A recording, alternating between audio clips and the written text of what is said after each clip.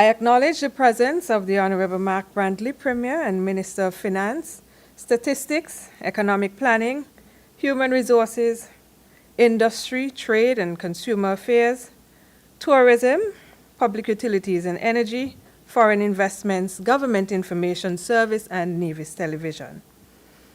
I acknowledge and welcome the presence of the Department of Information, other media houses, and members of the media. I am certain that today's exchange will be just as beneficial and productive as always. As is the norm, the Honorable Premier will present his update on matters of importance, after which the members of the press will be invited to pose their questions to the Honorable Premier. Please remember to give your name and the name of your organization that you represent before posing your questions. We ask for your cooperation in placing all phones and other electronic devices on silent mode for the duration of the press conference. Ladies and gentlemen, I now welcome to the podium the Honorable Mark A.G. Brantley, Premier of Nevis.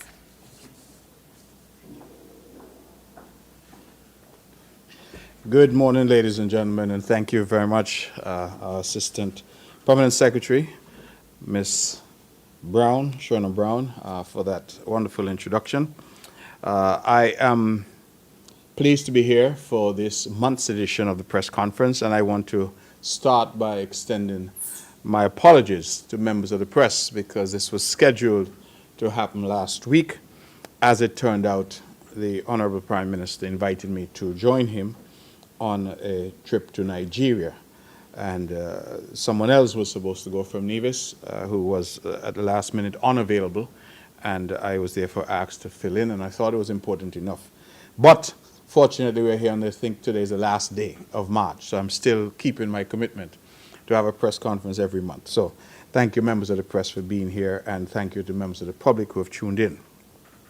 Let me start by congratulating Mr. Shervin Green, our good friend, who's there at Monroe College. He has been awarded his 4th consecutive Atlantic Region Coach of the Year. Mr. Green, who hails from Craddock Road, is the head coach at Monroe College, New York, and we congratulate him, a young Nevisian doing great things. Let me also congratulate Ms. Shavani Maynard, who used to work in my office. She was victorious in the Monroe College Talent Show, which was held on 11th March. We know she's a great steel pan player. As the winner, she was awarded a $1,500 grant towards her tuition, 2-night stay at residence in hotel and dinner for 2. Congrats also to Constable Keyshawn Oliver for being awarded Constable of the Year at the Police Constable Awards, which was held at the Malcolm Guichard Recreational Park on March 15th. Congrats also to the first runner-up, Constable Eric Nisbet, and second runner-up, Constable Mitchell Morgan. Let me also congratulate Ms. Shona Brown on her promotion to Assistant Secretary in the Premier's Ministry. You would have heard her already this morning. So we say congratulations, Ms. Brown, and we love to see the fact that women continue to make advances in the public service and that they're doing so based on merit, based on their educational capacity, based on their intelligence and intellect, and obviously based on their experience. And so we congratulate Ms. Brown on her new position and wish her all the best in that new position. Let me move quickly, because I have quite a bit of information to impart, and speak about the Department and Ministry of Agriculture. The ministry would have just had, of course, over the weekend, its Agricultural Expo. From all accounts, it went extremely well. I apologize that I could not have been there in person. I was, in fact, making my way back to the island of Nevis from Africa. But I'm told it went well, and of course, it was celebrated for its 29th year, celebrated under the theme, A New Era, Leveraging Technology for Sustainable and Inclusive Agriculture. I would want to congratulate the Honorable Eric Evelyn, our Deputy Premier and Minister with responsibility for agriculture, and his entire team at Agriculture for successfully staging this event yet again. I'm told the crowds were great and that we had tremendous participation by local farmers and vendors and agro-processors, not just here on the island of Nevis, but we had significant participation from colleagues on St. Kitts as well. And so we say thank you to all who participated, and it appears it was, in fact, an excellent event. In terms of Culturama, let me segue to Culturama. It will be celebrated from July 24th to August 5th this year. On Wednesday the 19th, on the Mark Show, the Culturama 51 promotional video and jingle were released. So they're now out there in the public domain. Registration continues for various events for Culturama 51. I want the press and public to be aware that the Art, Craft and Food Fair, which is very popular, registration will end on Monday, June 16th. Space is limited. And so if you want to be a part of that, which is one of the biggest events for Culturama, we ask that you get registered. Registration ends Monday, June 16th. Soca Monarch, if you're interested in that, registration is going to end Friday, 2nd May. Senior Kaiso registration ends Wednesday, April 30th.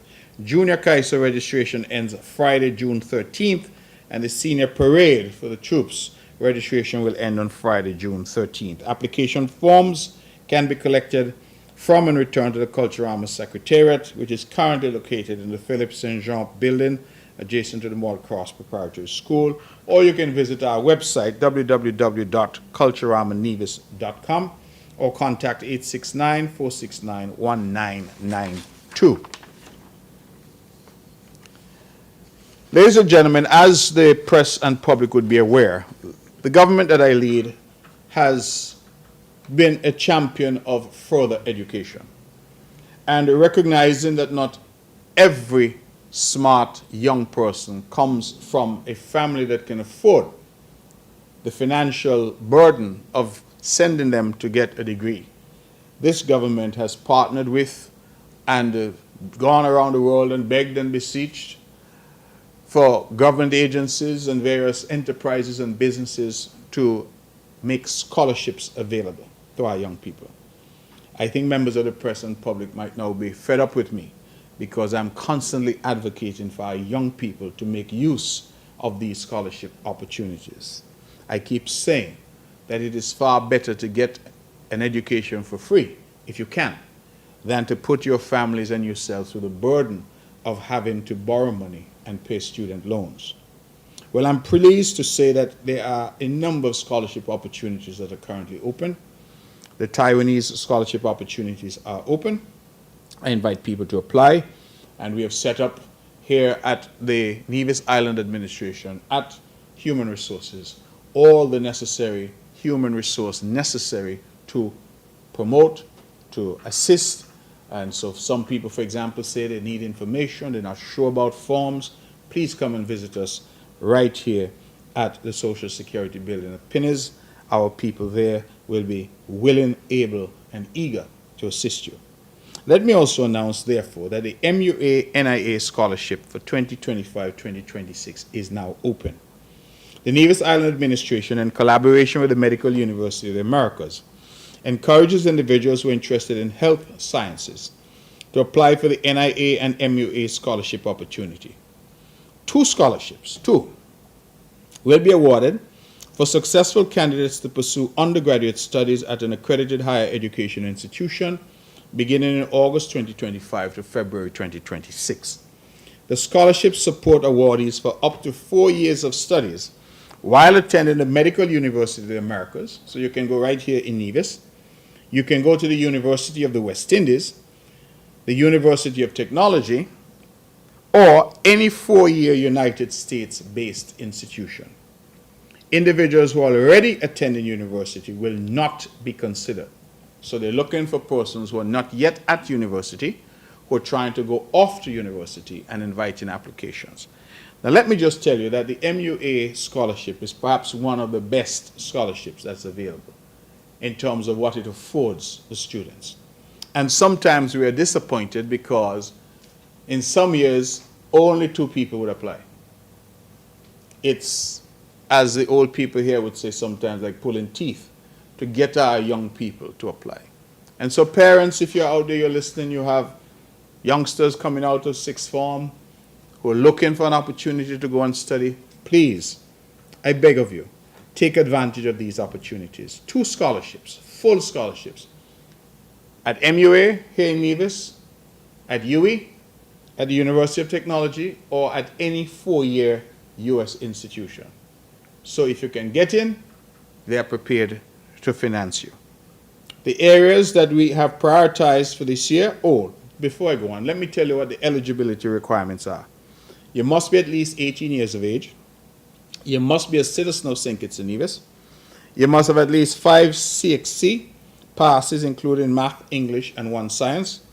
You must be active in community service, and you must be in possession of a university acceptance letter. The priority areas for this year will be environmental health, pharmacy, dental hygiene, medical technology, physical therapy, occupational speech therapy, health educator, health services administration, counseling, biomedical engineering, health information management, occupational health and safety, radiography, supply chain management, social work, gender and development studies. Those are the broad areas that we're hoping to support. And what is important, ladies and gentlemen, is that the application deadline is May 30th, 2025. May 30th, 2025. Questions about eligibility and other matters regarding the application process, you can forward those to min.health, HEALTH, at niagovkn.com. Or you can reach out to our permanent secretary in the Ministry of Health, Ms. Shalisa Martin Clark, at 469-5521, extension 6490. I can't beg, plead, and implore our young people enough. Please take advantage of these opportunities. Go off, get an education, get it for free because a scholarship is being offered, and then come back and help us build Nevis. Let me just give some updates from the Ministry of Health. The Ministry of Health's Behavioral Health and Wellness Center, in collaboration with the Taiwan ICDF, would have hosted a mental health literacy training session for education officials on Monday, March 17. The cohort of 29 participants included deputy principals, guidance counselors, education officers, and teachers. Attendees received an overview of the Pan American Health Organization's School Mental Health Literacy Program and were introduced to the topics of oppositional defiant disorder and autism, 2 conditions commonly observed in our school settings. This training, which is intended to be ongoing, highlighted the shared commitment of both ministries to promoting mental well-being within our schools. So here we have direct collaboration between our Ministry of Health and our Ministry of Education, and of course, our partners from time immemorial, the Taiwan ICDF.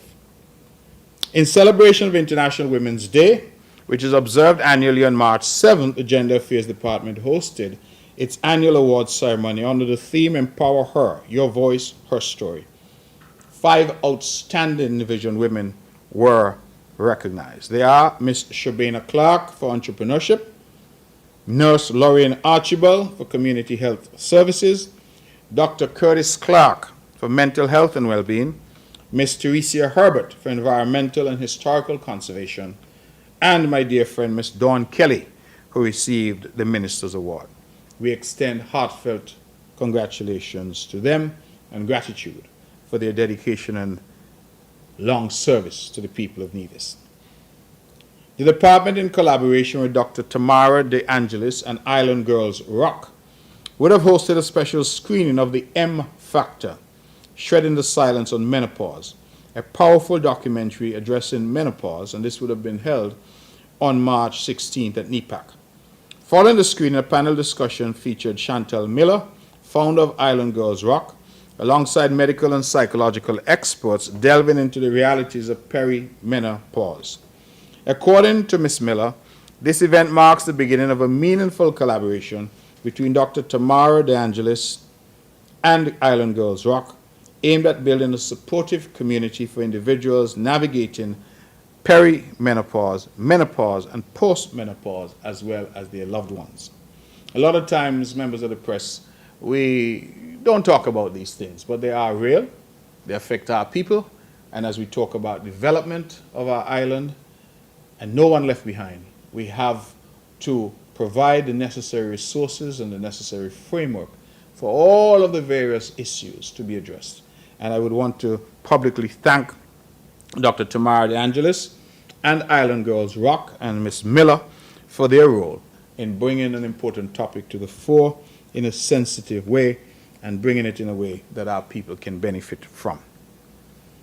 In recognition of International Women's Month, the Ministry of Health would have launched a free mammogram screening initiative.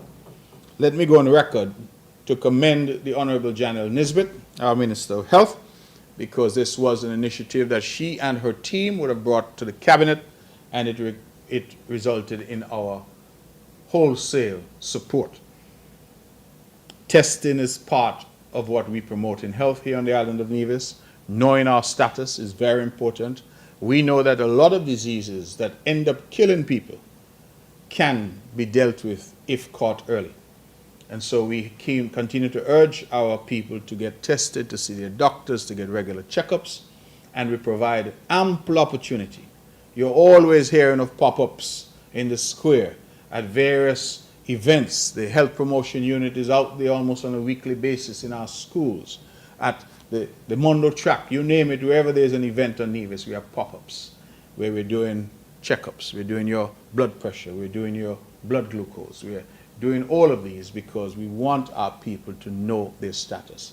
We have invested significantly in the necessary machinery to do mammograms, and that is at the Alexander Hospital. I believe you would remember that when we introduced that equipment, we offered for a few months a free service. And we ended up with 399 women who benefited from that service. Well, to mark International Women's Month, we did it again. And this time, a total of 66 women benefited. They were referred by their healthcare providers, and they would have received screening. And we remain, as a ministry, committed to promoting women's health, and we encourage all women to be proactive. I would change that and say we encourage everybody to be proactive. Prioritize your health and well-being.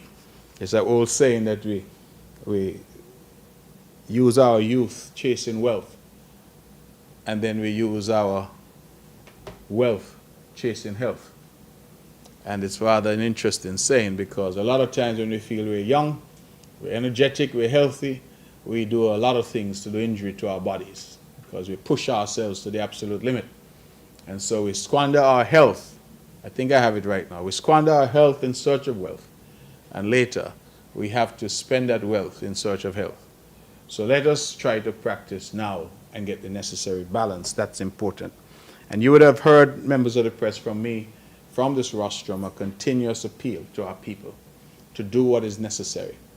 Too often we hear that our people have final stages of some disease. And too often when I inquire, I get the response from doctors that had this been detected early, it could be dealt with. Breast cancer, prostate cancer, these are examples of afflictions that we have that, if detected early, can sometimes be dealt with. The cure is almost 100% if they're detected early. However, if we leave them, some people don't like to go to doctor. Men especially would say they don't like to go to doctor. And in our local culture, every pain, you have a pain in your toe, is gas. So everything that happens, we say, oh, it's gas. It's something we ate. Let us look after ourselves, please. And the government is trying its very best. We need the participation of members of the public. Social empowerment. To raise awareness about the types of cases reported to the Family Service Division, a series of educational advertisements will be released throughout 2025, each highlighting different forms of abuse and neglect. These ads aim to inform the public on warning signs, appropriate actions, and reporting procedures. In commemoration of World Social Work Day on March 18th, the first advertisement focusing on sexual abuse was released on NTV. Please stay tuned for other content of this nature as we continue our relentless effort at education and engagement with our public, even on sensitive topics such as abuse and neglect. The Seniors Division held its first intergenerational exchange for 2025 on Monday, March 17th at the Cumbomere Preschool at 8:30 a.m. The event began with devotions where seniors engaged with the children in meaningful exchange. It was followed by story time, featuring the biblical story of Naaman and the classic tale of the three little pigs, accompanied by a song reinforcing the storyline. The highlight of the session was a Johnny cake making activity where children eagerly asked questions about the ingredients and the preparation process. This initiative continues to foster connections between generations, promoting learning, storytelling, and cultural traditions. Again, members of the press, members of the public, I think a lot of these things that we do are simply taken for granted. But here again is the effort from one of the best divisions within this government, the seniors division. And what they're saying is, listen, let us build a bridge between our seniors and our youngsters. Let us do, hear what they're calling it, the intergenerational exchange. Let our seniors go and speak to our youngsters and impart through that old age African tradition of storytelling what things were like, what our culture is, what, in this case, how to make Johnny cakes. Let us impart that. And I want to commend the forward-thinking persons in our seniors division for this type of initiative, because as I said, we tend to look on and take these things for granted. But a lot of thought goes into this, as again, we set about this path of building a better Nevis for all. The Seniors Garden Competition registration opened on March 17th. It closes on April 17th. The competition is open to all seniors who are 65 years and older who reside in Nevis. The categories are Best Floral, Best Vegetable, Most Creative Container, Most Sustainable, and Most Accessible Gardens. Forms can be collected from the Social Services Department, the Ministry of Social Empowerment, and the Department of Agriculture. Please call 469-5521, extension 6299 if you have any questions.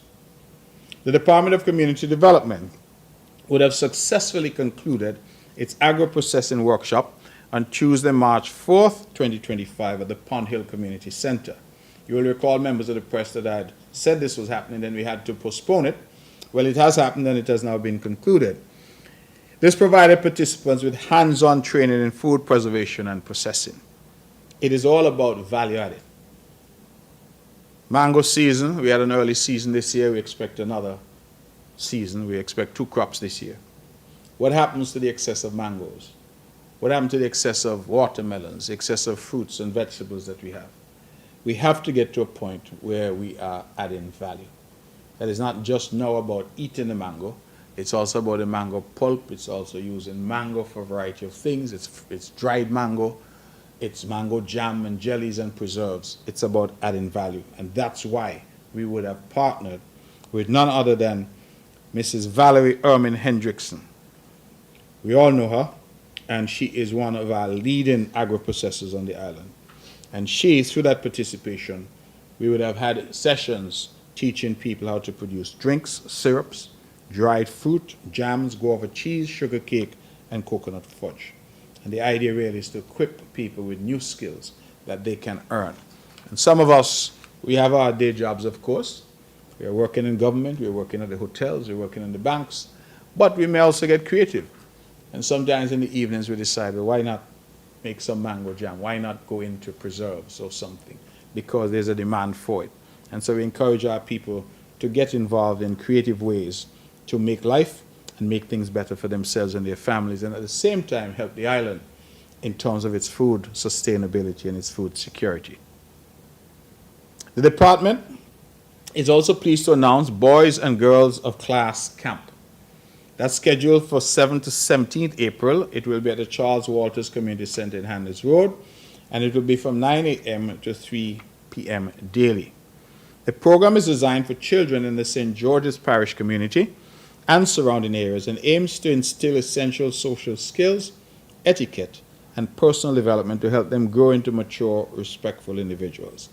Just to give you an idea of what the daily sessions will be with these children: personal hygiene, public speaking, chivalry and table etiquette, protocol and restaurant staff etiquette, telephone etiquette, dressing appropriately and honoring our body, increasing self-esteem, sitting and walking gracefully, living to honor and glorify God daily, and much more. Registration is now open. Please, if you're interested as a parent, to contact the Department of Community Development to enroll your child. In celebration of Community Development Month in May of 2025, the Department of Community Development invites the public to participate in its slogan competition, running from March 24 to April 11th. Participants are encouraged to submit a short, catchy slogan, 8 to 10 words, that reflects the essence of community development, its impact, significance, and the spirit of togetherness. The winner will receive $250. And so if you're one of those creative folks out there, we invite you to enter that slogan competition. The second annual Nevis Heritage Festival is set for May 31st, 2025, at the Malcolm Guichard Recreational Park. The Department of Community Development is preparing to deliver another exciting event showcasing vibrant cultural displays, traditional cuisine, and dynamic entertainment. Vendor registration is now open. The department invites vendors and cultural representatives to participate by securing a booth.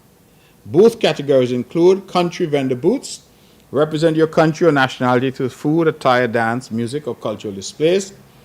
Artisan and agro-processing booths showcase locally crafted goods and agro-processed products. We encourage Nevis residents of various nationalities to participate, whether individually or as a group or as part of an organization. The deadline to register is April 11, 2025, and there's a booth fee of $50. Now, I have gone to, I think, one or two of these events, and it is a really wonderful event. I encourage those who are living here. We know that Nevis has become a melting pot of various nationalities. We have people from the Dominican Republic. We have people from Cuba. We have people from Dominica, from St. Lucia, from St. Vincent, from Grenada. We have Jamaicans. We have Guyanese. And in the Guyanese community, we have the Indo-Guyanese and we have the Afro-Guyanese. And there are some nuances in terms of what they do as well. So there are a number of people here. We have the Caucasians, those who come from America, those who come from different parts of Europe. They're all here. And what we're saying is come together, get a booth, and put on your traditional outfits, cook your traditional foods, and let us have those on offer and on display for all who may attend. It's important that we continue to welcome those of different nationalities to our shows who have come to help us build Nevis, just as we, in years gone by, left in large numbers to build other islands and other countries. Some around us, some a little farther away. I keep saying that if you go to St. Martin, you go to the US Virgin Islands, the British Virgin Islands, you go off to Anguilla, you go further afield to the United States and Canada and the United Kingdom, you're going to find a lot of people from Nevis.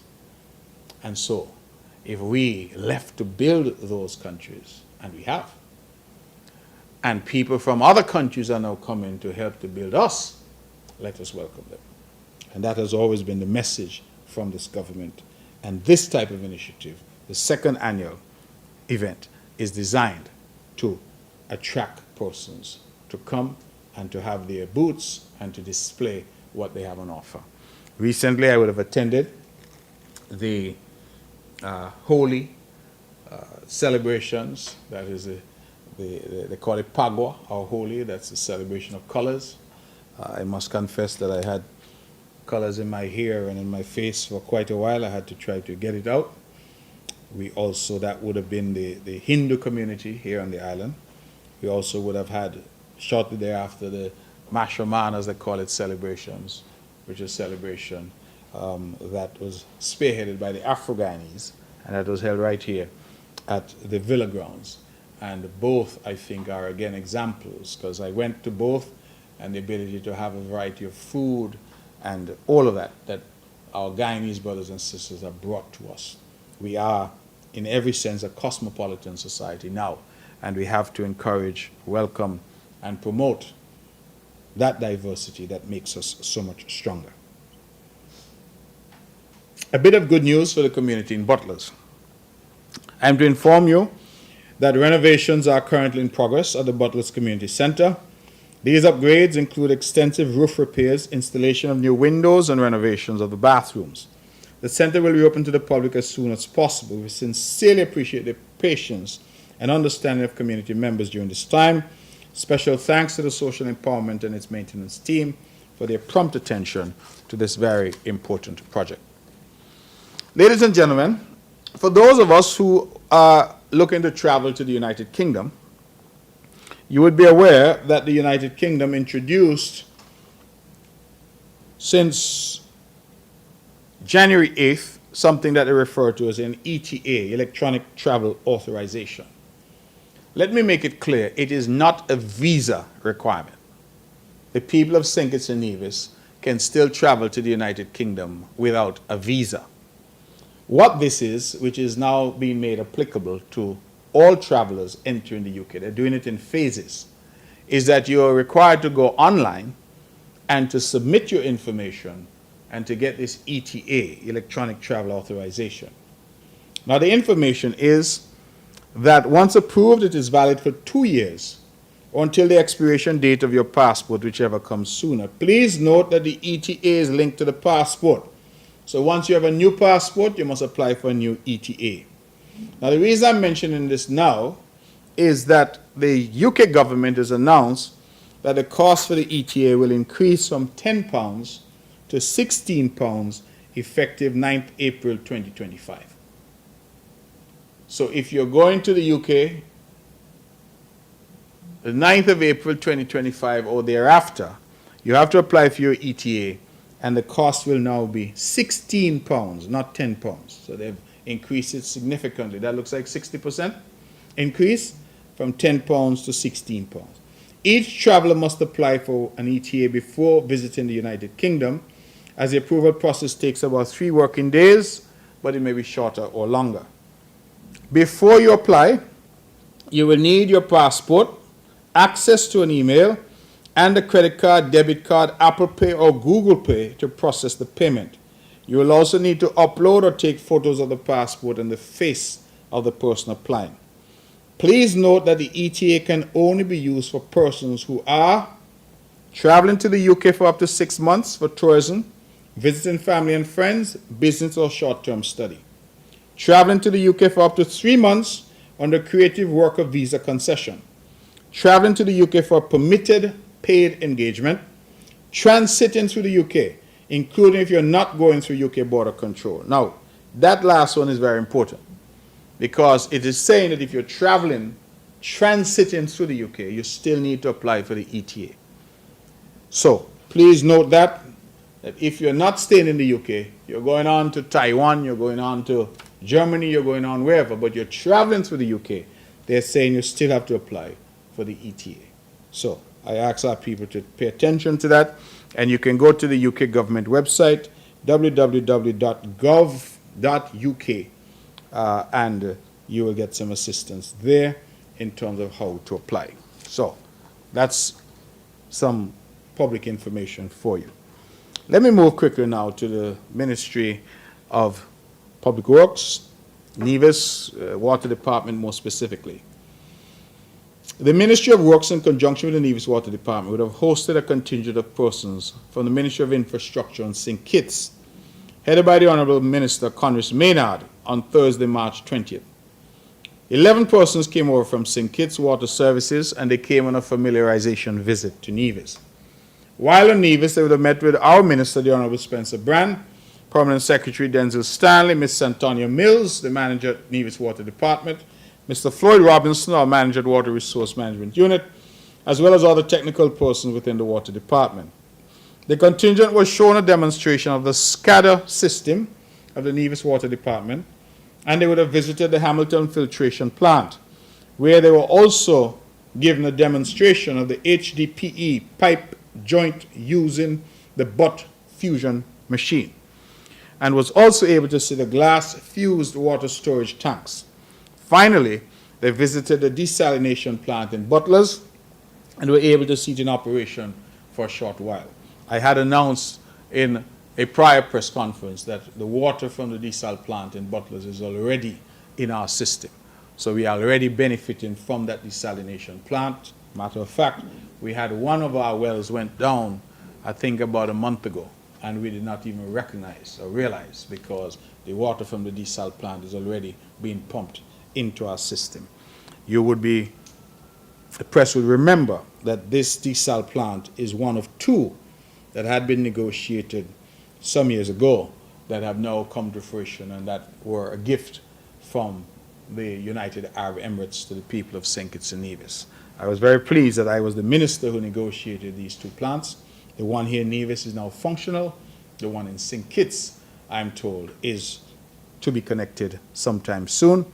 And the visit from our brothers and sisters in St. Kitts was really to see the progress that is being made here in Nevis.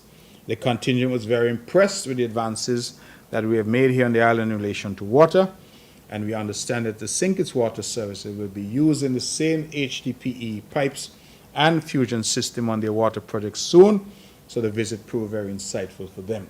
We continue to assist our brothers and sisters in St. Kitts, both with manpower and with equipment, as they build out their infrastructure. I know, for example, that our technical teams from our water department and our butt fusion machine have been pressed into use in St. Kitts to assist them in moving their water program forward. And we are happy that we're in a position to assist St. Kitts. That we're in that position is largely due to the investment that the NIA would have made over the years, both in machinery and in training. We have invested in terms of public works to the point where our public works technical teams have been going to St. Kitts to assist in road construction in St. Kitts. We have invested in equipment at public works, brand new equipment, that too, pavers, milling machines, those two have been loaned to St. Kitts to assist them. And in water, we have lent our butt fusion machine and our staff to assist as well. So this is collaboration. This is what it looks like and feels like. And I'm hopeful that the people of St. Kitts will benefit from this collaboration in terms of better water, better roads. This is what we're here to do. But again, I emphasize that this has only been possible because this government in Nevis has over the years invested significantly in new equipment, new machinery, and in training of our people. Public Works Department has been hard at work.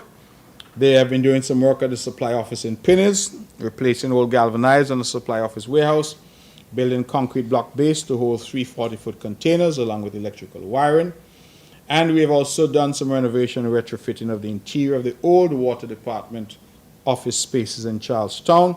They're trying to get them ready so that we can put some government departments there and, of course, get out of some of the paying of rent that the government is forced to do each month. The Buildings Division has also recently created a filing room and storeroom at the Financial Services Department. The Department of Roads and Bridges, we have the Department Roads and Bridges Division, has been busy conducting road maintenance and patching works throughout the island. They have executed road patching on the island main road and also on our secondary village roads at the following locations: Ramsbury, Jessops, Barnesgut, Westbury to Camps, Cottle Church Road, Drift Restaurant Road, and Farms Estate to Bath Village. They have been executing restriping of road markings. Thus far, they've restriped sections of the island main road from Brown Pasture to Cotton Ground. The department is currently undertaking a drainage enhancement project in Brown Hill at the bottom of Wilkerson Road. The residents there are usually terribly affected during heavy rainfall. This project involves the construction of a combination of concrete box culvert and pipe culverts to enhance water conveyance during rainfall events. As a Brown Hillian, I'm sure that the people of Brown Hill are happy because they've complained bitterly that when heavy rains come, they have a serious problem there. So Margaret and all of you who have been suffering, I'm happy that relief is finally coming. The department is now ready in itself. In fact, I'm told the project should start on the 2nd of April to mobilize earthwork activities on the upper section of the road which leads from Brown Pasture to Morgan's Estate. A contractor has been selected.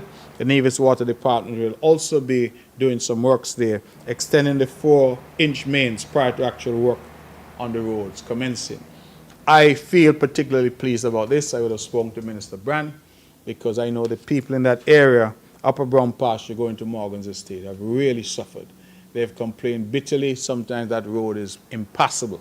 In fact, I drove on it myself last year, even took a video because I wanted to capture how bad that road was. And we have folks up there. In fact, we got a call recently to say that if, God forbid, someone were to get sick, that there would be no way for the ambulance to go up that road where there are quite a few homes and quite a few residents. So I'm here to tell them that we have heard them. They went so far they signed a petition saying how bad this road was, they wanted it. We have heard them, and we apologize for the delay, but Minister Brand has assured me that the work should start. I believe the 2nd of April is this week, so we expect to see mobilization and to get it done in short order. The management and staff of the Nevis Disaster Management Department would like me to express to the public their heartfelt gratitude, and specifically to the emergency response agencies, police, fire services, EMTs, Red Cross, and CERTs, Von Radio, public and private sector businesses, government departments, ministry and Department of Education, statutory organizations, NGOs, volunteers, faith-based organizations, persons with disabilities, and the general public at large for their participation in the Carib Wave Regional Tsunami Exercise on Tuesday, 20th March 2025. And what I find was a headline grabbing is that over 2,000 persons participated in the exercise. Our region continues to be plagued by frequent seismic events, and it is imperative that our island nation be in a state of preparedness and readiness to respond to the impacts of earthquakes, tsunamis, and all other hazards. So, a very important initiative, and we thank all who participated. To have over 2,000 persons in Nevis participate, I think, was quite remarkable. On Monday, 24th March, I'm sure members of the media you would have heard. In fact, I saw even some misleading and absolutely false reporting on this, but I suppose those are not really media. Those are something else. I don't know what we will call them. But on Monday, 24th March, at 12:15, a Cessna Citation business jet with registration N28DM was involved in a runway excursion while on takeoff roll at Vance Amri International Airport. The aircraft's right tire blew out, causing the aircraft to veer to the left onto the grass. No injuries were reported. 2 persons were on board the aircraft, and we have commenced an investigation. Let me go quickly to the Labor Department. World Day for Safety and Health at Work is celebrated on the 28th day of April each year. In commemoration of this day, the Department of Labor will host its 2nd Occupational Safety and Health Seminar on the 29th of April at the Nevis Disaster Management Conference Room on Long Point Road. This year's theme is Revolutionizing Health and Safety, the Role of AI and Digitalization at Work. The department's main focus this year is to enhance the well-being of our workforce and to progressively promote the safety and health of those at work. Hence, the seminar will cover topics in the areas of mental health, ergonomics, disaster preparedness, occupational safety and health, environmental health, planning, insurance, the Protection of Employment Act, and ILO policies and practices. If you're out there as an employer and you want your employers and employees to be involved in this, we're urging you to contact our Department of Labor at labor.dept@nia.gov.kn.com.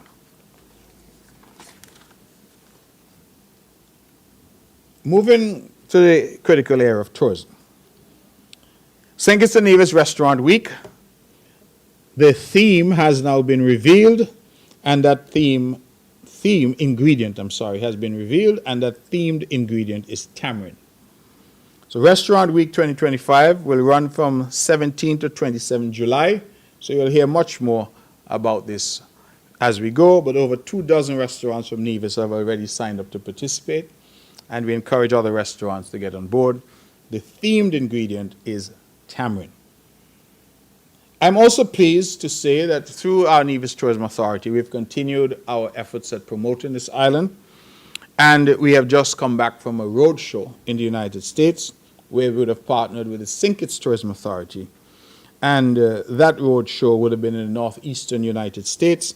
Members of the NTA partnered with members of the SKTA to engage over 250 travel advisors, educating them on our destination and all the offerings we have. The team visited Providence, Rhode Island, New York City, Summit, New Jersey, and Tysons Corner, Virginia.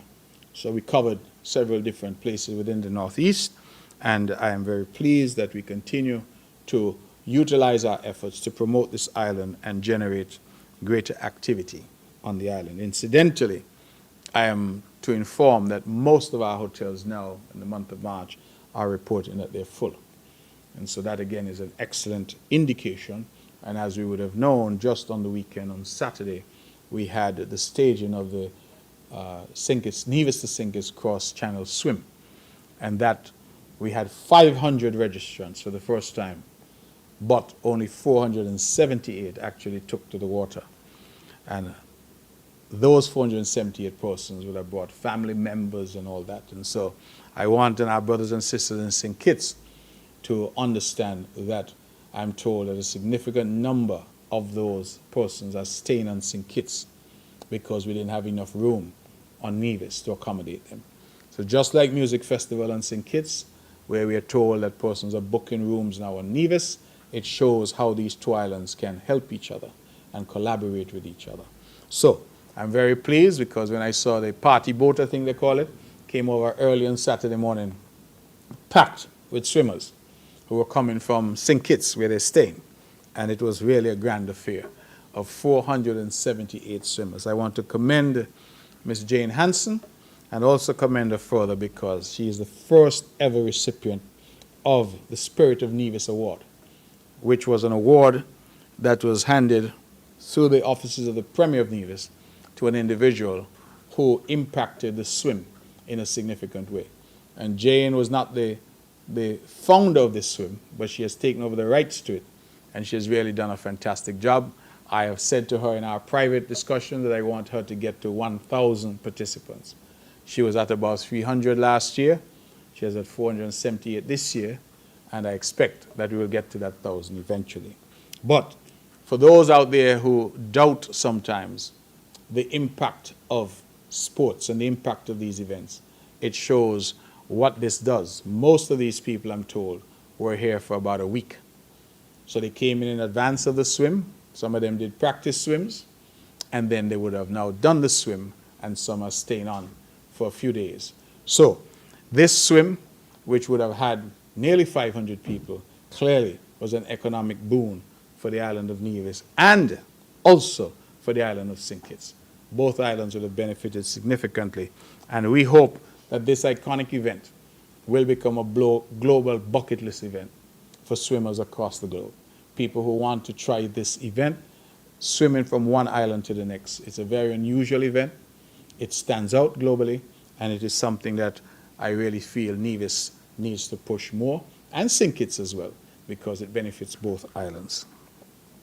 The Nevis Mango Festival, everybody's talking about mango. Well, that is scheduled to run from the 4th to the 6th of July this year.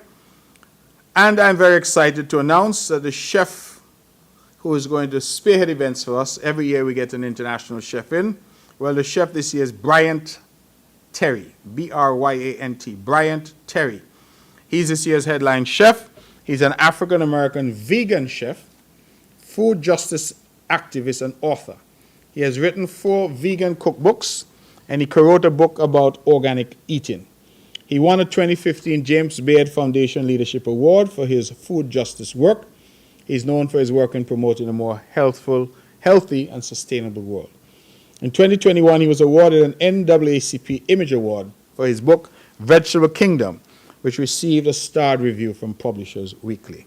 And so we welcome, certainly, our principal chef, our featured chef for this year's Mango Festival, Mr. Bryant Terry. The Ministry of Tourism Nevis, in collaboration with the Nevis Tourism Authority, will be hosting a Tourism Awareness Month, dubbed Exposition Nevis, from April 25th to May 31st this year under the theme Tourism and Sustainable Transformation. The calendar of events, lots of events. We'll have a launch at DR Waldron Plaza on Friday, 25th April, Heritage Village Life on 2nd of May at the Heritage Village. We'll have a church service at the St. George's Anglican Church on the 4th of May, Tourism Radio Quiz, Jessup Seafood Fiesta, local Tourism Youth Congress, from which we select the local youth minister of tourism, and we know last year that youth went on to win the regional competition. We are very, very proud of that, and so we hope definitely that that will repeat itself this year. We have hospitality immersion for primary and secondary school students. They go at various dates to various hotels and restaurants and spend time there. We have the Entrepreneurship Training Workshop, New River Community Day, Wellness Fair at the Bath Hot Springs. Members of the press, I think we should all go to that one. Wellness Fair at Bath Hot Springs. And then we have Know Your Island, Scenic Island Tours and Lunch. And then Greg Phillips' Local Cuisine Night at Passions in the heart of Cox. And so, as we say, tourism is everybody's business. We're taking tourism into the nooks and crannies and all the communities, the highways and byways of the island of Nevis. Let me move forward quickly to the Ministry of Education, Library Services, Information Technology, Youth and Sports. On the 21st of March, 8 secondary school students from the 3 secondary schools on Nevis participated in the Medical School Immersion Program this year. The program is an ongoing collaboration between the Medical University of the Americas, MUA, and the Department of Education, where secondary science students are given the opportunity to spend a day on campus at MUA and interact with the staff and students there. The last such event would have taken place in 2023. There was a short hiatus, but we are now back. They are allowed at the MUA facility. They go to the labs, they dine and interact with medical students. The program is part of a continued partnership with MUA, and discussions are now focused on how the program can be expanded to include activities like exchanges with the MUA student and science teachers, having the medical students tutor and teach certain science topics in our schools. The program is just one of many ways that MUA partners with the Nevis Island Administration to make a meaningful contribution. Obviously, I would have told you earlier about the MUA scholarships that are now open. The schools in Nevis would also have combined with colleagues in St. Kitts in observing National Anti-Crime and Violence Day on March 11th. On this day, called the Day of Interruption, schools interrupted their regular timetable to engage in activities aimed at promoting peaceful alternatives for conflict resolution and reinforcing the importance of fostering a culture of nonviolence. Activities range from special assemblies, special talks, song, drama, and poetry presentations centered on the theme for the day. All primary and secondary schools on Nevis would have participated, and this was following upon a similar event on St. Kitts. I want to thank the Honorable Prime Minister, and I believe the lead on this has been Senator Iselin Phillip in relation to this Day of Interruption, and we are, I believe, seeing some early, very early signs that these types of initiatives, if sustained, can lead us to a much more peaceful and stable St. Kitts and Nevis. Digital literacy training with Macmillan Publishers. As part of the continued focus on STEM education, the Department of Education embarked on improving the digital literacy guide for our schools. To support this process, the department has partnered with Macmillan Education and Digital Schoolhouse to implement a pilot program which introduces max computing digital literacy into our public primary schools on Nevis.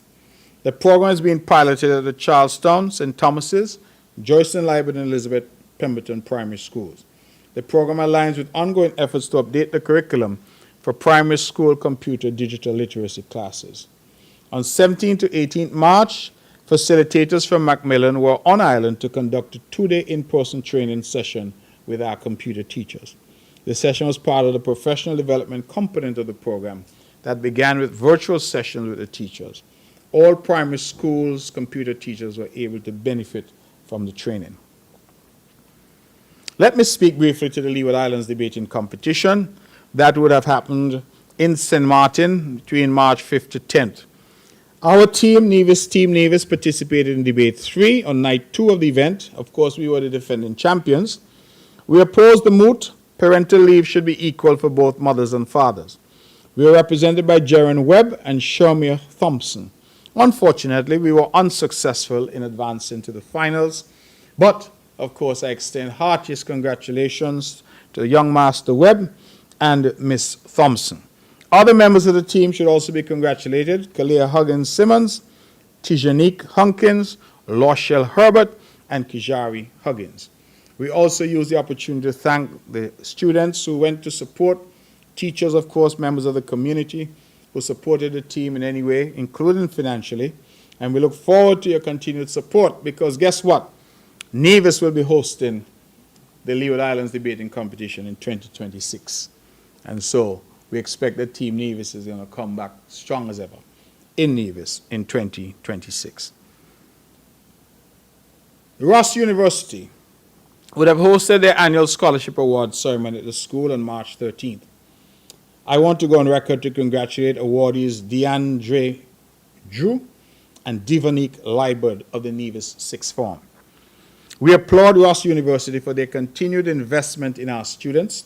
We also encourage students to apply for the scholarship which is offered annually. You heard me mention MUA, you heard me mention Taiwan, I'm now mentioning Ross University. Scholarships galore are available to our people. All I'm praying and asking and begging is that our people apply for them. So, we applaud DeAndre Drew and Devonique Liebert of the Nevis Sixth Form. They are proud recipients of Ross University scholarships, and we invite others to apply. The Bank of Nevis High School's Championship, the so-called Mini Olympics, that will happen on March 1st and 2nd. And the 2nd is a half holiday, and here on Nevis. And so the idea is that the whole of Nevis is expected to be at the Mondo track, and half of St. Kitts at least. It is the biggest sporting event in the Federation, and it has been dubbed the Mini Olympics for a reason, because it is really hotly contested. Two former athletes, I'm told, of the, let me see that I get this correctly. No, please forgive me. March 1st and 2nd was the Bank of Nevis High School's Championship. I'm getting ahead of myself. And that was already staged, of course, and that was under the patronage of Miss Makita Challenger and Mr. McClevin Watkins Jr. The schools that were represented there were defending champions Charleston Secondary. Then we had the Gingerland Secondary, Nevis International Secondary, which combined with Immaculate Conception from St. Kitts. And then we had a special invited school, which was the Albina Lake Hodge Comprehensive School out of Anguilla. The Charleston Secondary School emerged the winners with 46 gold, 52 silver, and bronze medals. Gingerland Secondary School secured the second spot with 32 gold medals, 24 silver, 30 bronze. And we extend commendations to the Albina Lake Hodge Comprehensive School. They got 9 gold medals, 3 silver, and 13 bronze. NISS and ICCS combined got 3 silver and 5 bronze. Thank you to our corporate partners, the Bank of Nevis Limited, for their continued contribution to the development of our student athletes. We also, of course, commend all the officials, staff, and volunteers who contributed to the success of the event. And I commend the Honorable Troy Liebert, our Minister with responsibility for sport and youth. It was he and his team who had the idea to invite Anguilla to come.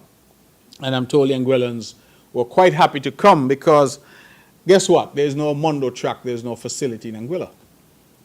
So Anguilla is where we used to be, having their athletes having to practice and run on grass tracks or on dirt tracks. That's what we used to have here in Nevis.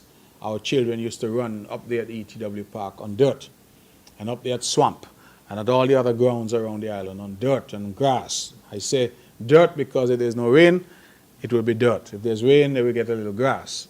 But we all know that that is not the best preparation for our athletes. And sometimes for many of them, the transition from that to running on a proper surface was difficult to make. Compare that, for example, to their peers on St. Kitts, who for years have been running on a proper surface, practicing on a proper surface. And so Nevis invested in that Mondo facility, and we are now in a position where we could invite Anguilla to come and for their athletes to use our facility and to run on a proper facility here. Incidentally, as I made my own investigations, I realized that even large countries, relatively large countries compared to us, like Dominica, do not have a facility either. So Nevis has really punched and continues to punch well above its weight. And again, I know we take a lot of these things for granted, but certainly that move was quite visionary on our part, to the point where we have not one, but 2 facilities in the Federation to allow our athletes an opportunity to develop and to use a proper surface for their development. The King's Baton Relay, in preparation for the 2026 Commonwealth Games in Glasgow, Every Commonwealth nation received individual batons to decorate and customize. The baton made its way to Nevis on March 19th. The baton was received by Mr. Alger Newton, Deputy Director, Department of Sports, and was passed down the generation, including Mr. Kamani Newton, Charleston Secondary School and 2025 Carifta qualifier, Miss Malia Dorr, Cicely Brown Integrated School, Mr. T. Adrian Truss, 2025 Victor Lodorum, Elizabeth Pemberton Primary School, and finally to Tanisha Grant of the Cumbermere Preschool. The activity ended with a kids' athletic activity at the Malcolm Gishard Recreational Park. Let me extend congratulations, members of the press, to some qualifiers for the recent Carifta Games. Under 20 male shot put, Earlson Riley. Under 17 male 1500 meters, Najib Kelly. Under 17 javelin, Abija Nembari. We wish these persons and all who represent the Federation's success in the upcoming Carifta Games. Now let me go to the Nevis Primary Schools Championship. This is the Mini Olympics. So we are gearing up for the Mini Olympics, and that will be on April 2nd. I confused myself, so please forgive me. April 2nd, which will be a public holiday, half holiday. Let me correct that because I know our people. April 2nd will be a public half holiday. So you're expected to go to work in the morning. The afternoon is when you get off. And the idea is to allow people an opportunity to attend this event. It has been our tradition now for many, many years. And I want to encourage everybody to go. It will this year be under the patronage of athletes from the Elizabeth Pemberton Primary School, Mr. Ronald Pemberton and Ms. Taij Griffin. The meet is scheduled to commence at 11 a.m. with an opening ceremony, followed by the first event starting at 11:30 a.m. Admission for the event, adults $25, secondary school children $20, primary school children $15, vehicle pass $40. We take this opportunity to wish every participating school and athletes success. The Department of Youth will be celebrating Youth Month 2024 during the month of April under the theme Inclusivity for Sustainability. The month will have various activities for youth, including the annual Easter Camp, Youth Symposium, Poetry Writing Competition. Look out for the release of the calendar and launch on Youth Month on April 1st, 2024. We encourage all of our young people to participate in these activities. I am coming to the close, and let me just say that we have seen, ladies and gentlemen, I mentioned the Nevis to sink its cross-channel swim, but we are seeing a very exciting time in tourism, our main industry here on the island of Nevis. And as you know, I tend to track that in part through our TDL, we call it, Tourism and Development Levy. And I am pleased to say to the public that our Tourism and Development Levy thus far for 2025 is up some 13% from where it was in 2024. We have, for the month of January, and bearing in mind that it's paid a month in arrears, we collected just over $500,000 from this tax. Month of February, we collected $383,000, and for the month of March, we've collected $452,959. So we're doing very well from that, and I want to encourage again all of our hotels and restaurants, please, to ensure that they collect from their customers the 2%, and they pay that over to the government. That amount, of course, will be increased to 3% commencing in June 1st this year. This, again, I reiterate, is not a tax that we anticipate will have much impact on our local individuals, because it's largely for those who are staying at hotels and largely for those who are eating at restaurants. Now, bear in mind that based on the breakdown of that tax that we've seen, that the significant portion of it comes from the Four Seasons Resort. And so for us, we expect that that's where the burden is going to fall in terms of those who stay and dine at the Four Seasons Resort, because that's where the significant amount of this tax is collected. But what I'm appealing to other restaurants, other hotels, guest houses, that they're all caught. And so they have a duty to collect that tax from their diners, from their customers, from those staying with them, and then to hand it to the government. I know that there's been some confusion in some quarters that this tax is a tax to be paid by restaurants and paid by hotels. That is not true. The only thing the restaurant and the hotel is doing is collecting the tax and then paying it over to the government. It is not coming from their pocket, so to speak. So it ought to provide no burden on the hotels or restaurants.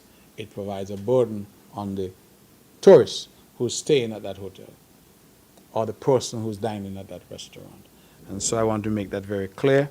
And as one of my colleagues put it in that very robust debate that we had, that on a bill, for example, at a restaurant, that is $100 EC, or even 100 US if you want to say that. But let us use EC, 100 EC dollars. Then at this point you would pay $2 in terms of TDL. And after the increase you would pay $3. So your increase would be 1 EC dollar. I'm sure all of you members of the press here who dine out regularly would not tip your waitress or waiter 1 EC dollar. So you would probably look for a 10 or sometimes maybe even a 20. I don't know what you would give them, but certainly I don't expect you to give them less than a 10. And so what we're talking about is really what we would say in law, using a Latin phrase, de minimis. And so I really did not understand what all the hype and hoopla was about, but I put that down to people who just did not understand what was being offered. Let me just say lastly, ladies and gentlemen, that our film commission continues to work to attract films to Nevis. And we are this week welcoming Chuck and Bree West of OCTET Productions. They're based in Maryland, and they're coming on a film scouting mission to the island of Nevis.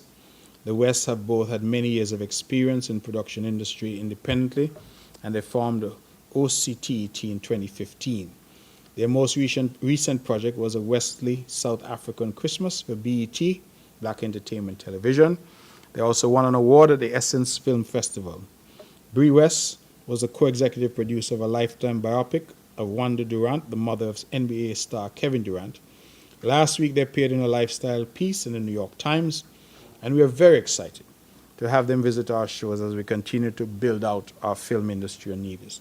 They are looking to shoot a romantic comedy this summer and will be on island to meet with local crew, screen, test talent, as well as to identify locations for the film shoot. So from this rostrum, I extend my thanks to Chuck and Bree West of Octet Productions based in Maryland and welcome them to our beautiful island of Nevis. I will leave it there and invite any questions that you may have for me. Thank you.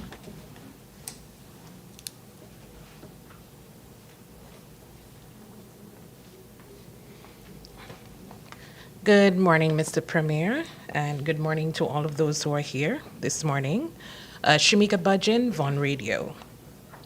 Mr. Premier, can you provide an update on the high-level bilateral meetings during the African Caribbean Investment Summit in Nigeria that you attended last week? Marco Rubio met with some of the Caribbean leaders sometime last week in regards to the threatened sanctions against Cuba's medical program. Where do we stand? Can you tell us about the cruise ship season? How does it look for St. Kitts and Nevis for 2025? Can you provide an update on the airport's expansion project? And has there been any improvements made to the Mondo Track facility, such as additional seating and bathrooms, especially for this year's inter-primary sports meet, as a lot of people are expected to attend? And I'm sure, as we all know, this may be the biggest event that has been held at that track. Thank you. Okay, thank you, Ms. Budgen. Bilateral meetings in Nigeria. Let me go on record to thank the Honorable Prime Minister, Dr. Terence Drew. He would have invited me in my capacity as Premier of Nevis to join a delegation that he was leading to Nigeria. It was a joint effort, and I'm sure he'll speak more to that. I'm told he's having a round table of some kind with the press this week. But the idea really was for us to showcase what investment opportunities there are in Nevis and St. Kitts, and also to engage with Africa in a more meaningful way.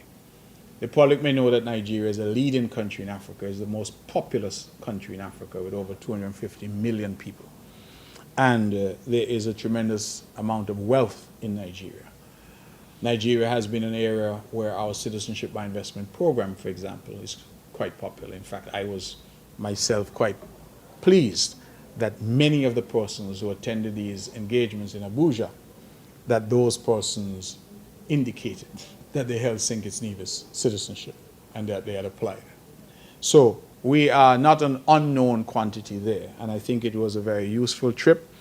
Members of the press, you would know that ever since my early years, and certainly my years as foreign minister, I was a staunch advocate for greater engagement with Africa.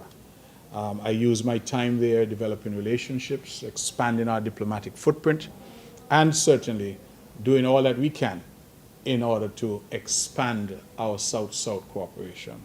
In fact, just this morning, I woke up to news that Grenada has just signed diplomatic relations and visa waivers with quite a few African countries, and I smiled because Grenada is using our playbook. And I must say publicly that I have been a little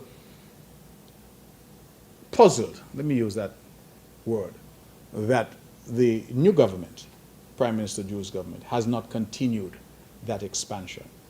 Because I believe in the 7 years or so that I was there as foreign minister, almost every 2 months, 3 months, we were announcing new visa waiver, new diplomatic relations. And since this new government has been in place, I believe now it's going on 3 years, I have seen 2 new countries added in terms of diplomatic relations, Equatorial Guinea and Zimbabwe, and 1 added in terms of visa waiver, which was Zimbabwe. So if we were keeping that same momentum, we should have added about 15 or 20 additional countries by now. Now, why is that important? It's important, 1, that we're developing and demonstrating that we're developing relations with Africa.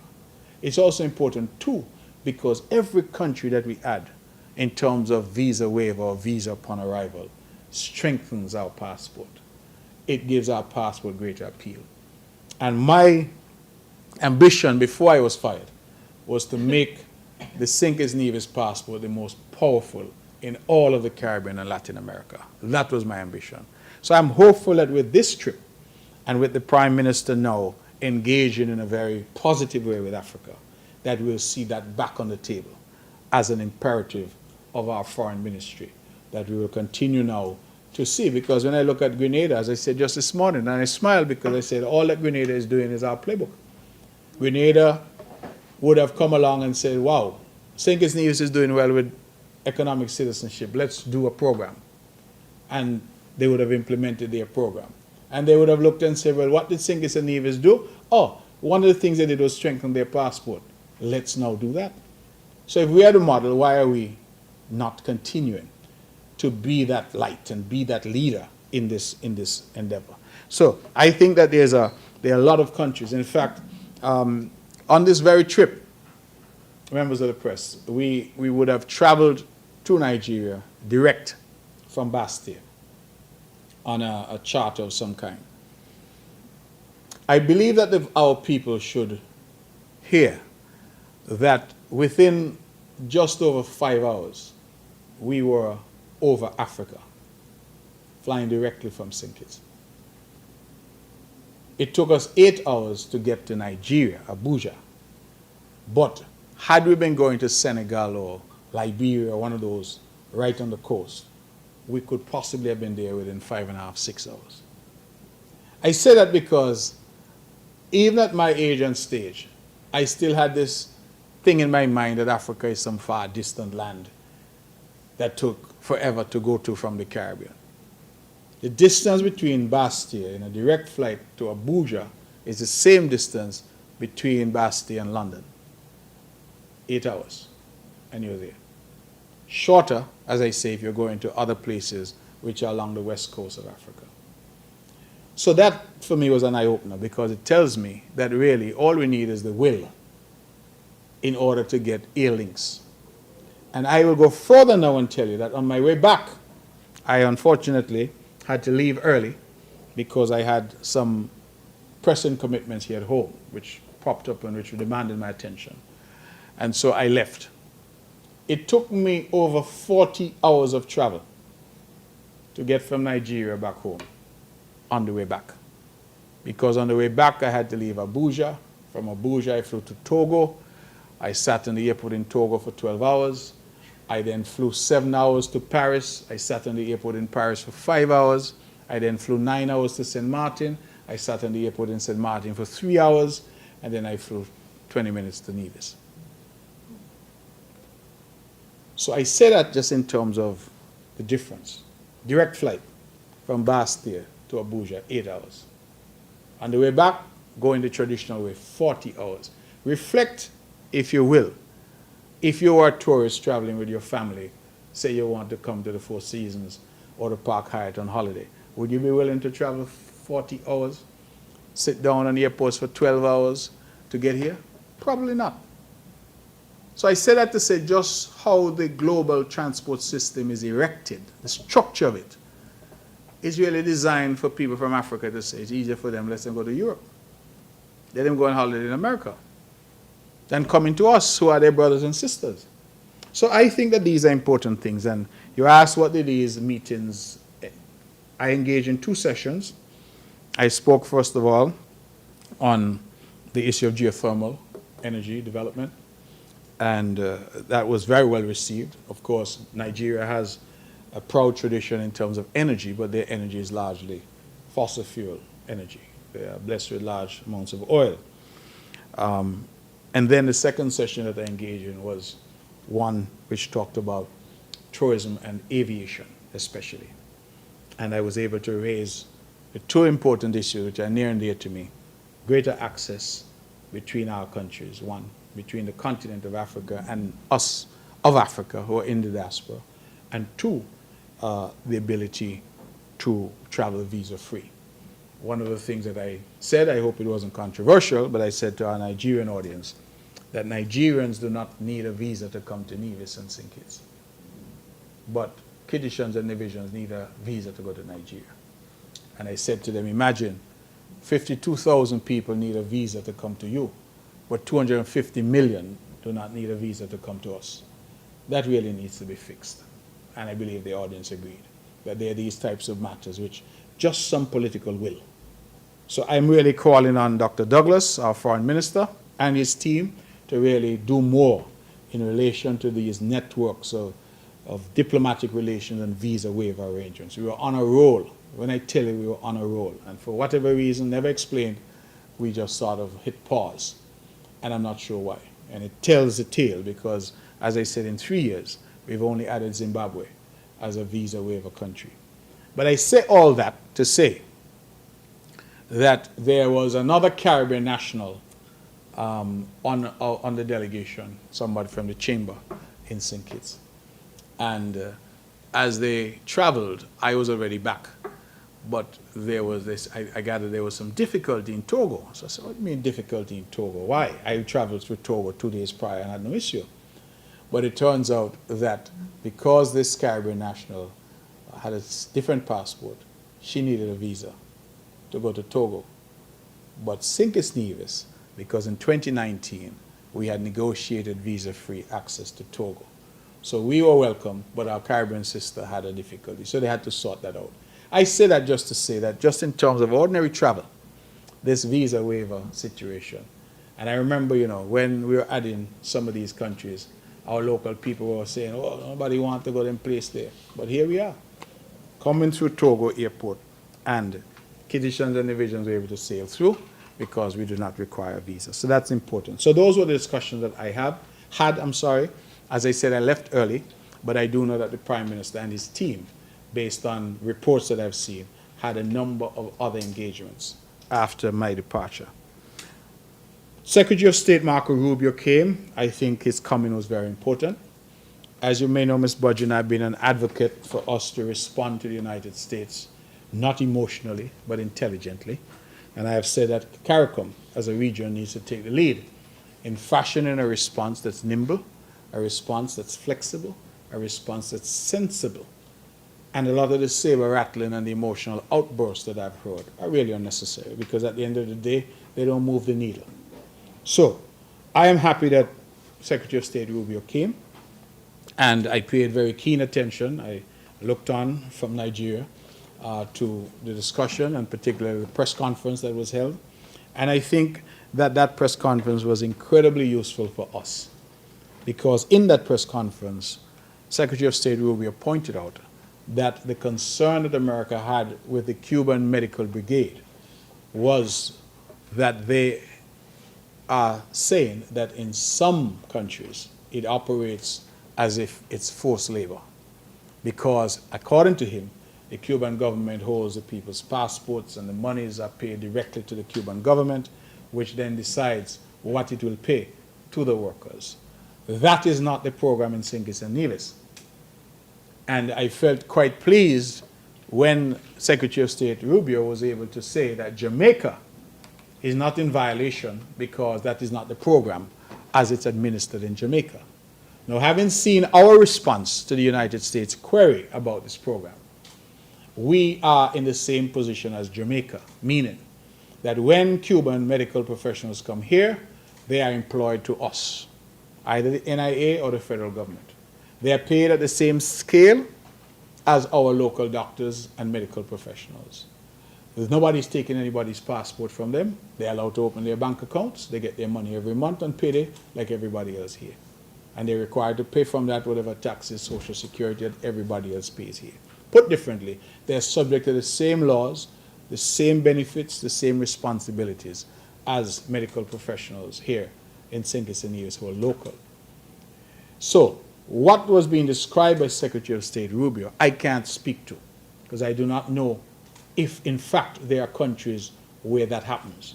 But that does not happen here in St. Kitts and Nevis, and as he confirmed, it is not happening in Jamaica. So that, to me, provides a complete answer. And I was quite pleased with the response that was sent from St. Kitts and Nevis to the United States government when it was shared with me. I was quite pleased because it did not get into any of the histrionics. It did not get into any of the emotional outbursts. It said clearly, these are your concerns, these are our responses. What you're describing is not what happens in St. Kitts and Nevis. St. Kitts and Nevis adheres to the ILO standards. We adhere to all of the standards. We are, in fact, a partner in the international community in fighting anything like slavery, forced labor, or the illegal migration. We are not into people smuggling. St. Kitts and Nevis is not in that. We are a law-abiding, responsible member of the international community. And if I understood Secretary of State Rubio, we therefore ought not to be part of their concern in relation to Cuban medical professionals. Because he said very clearly that his concern and the concern of the United States was not professionals from Cuba. It was how those professionals were being employed.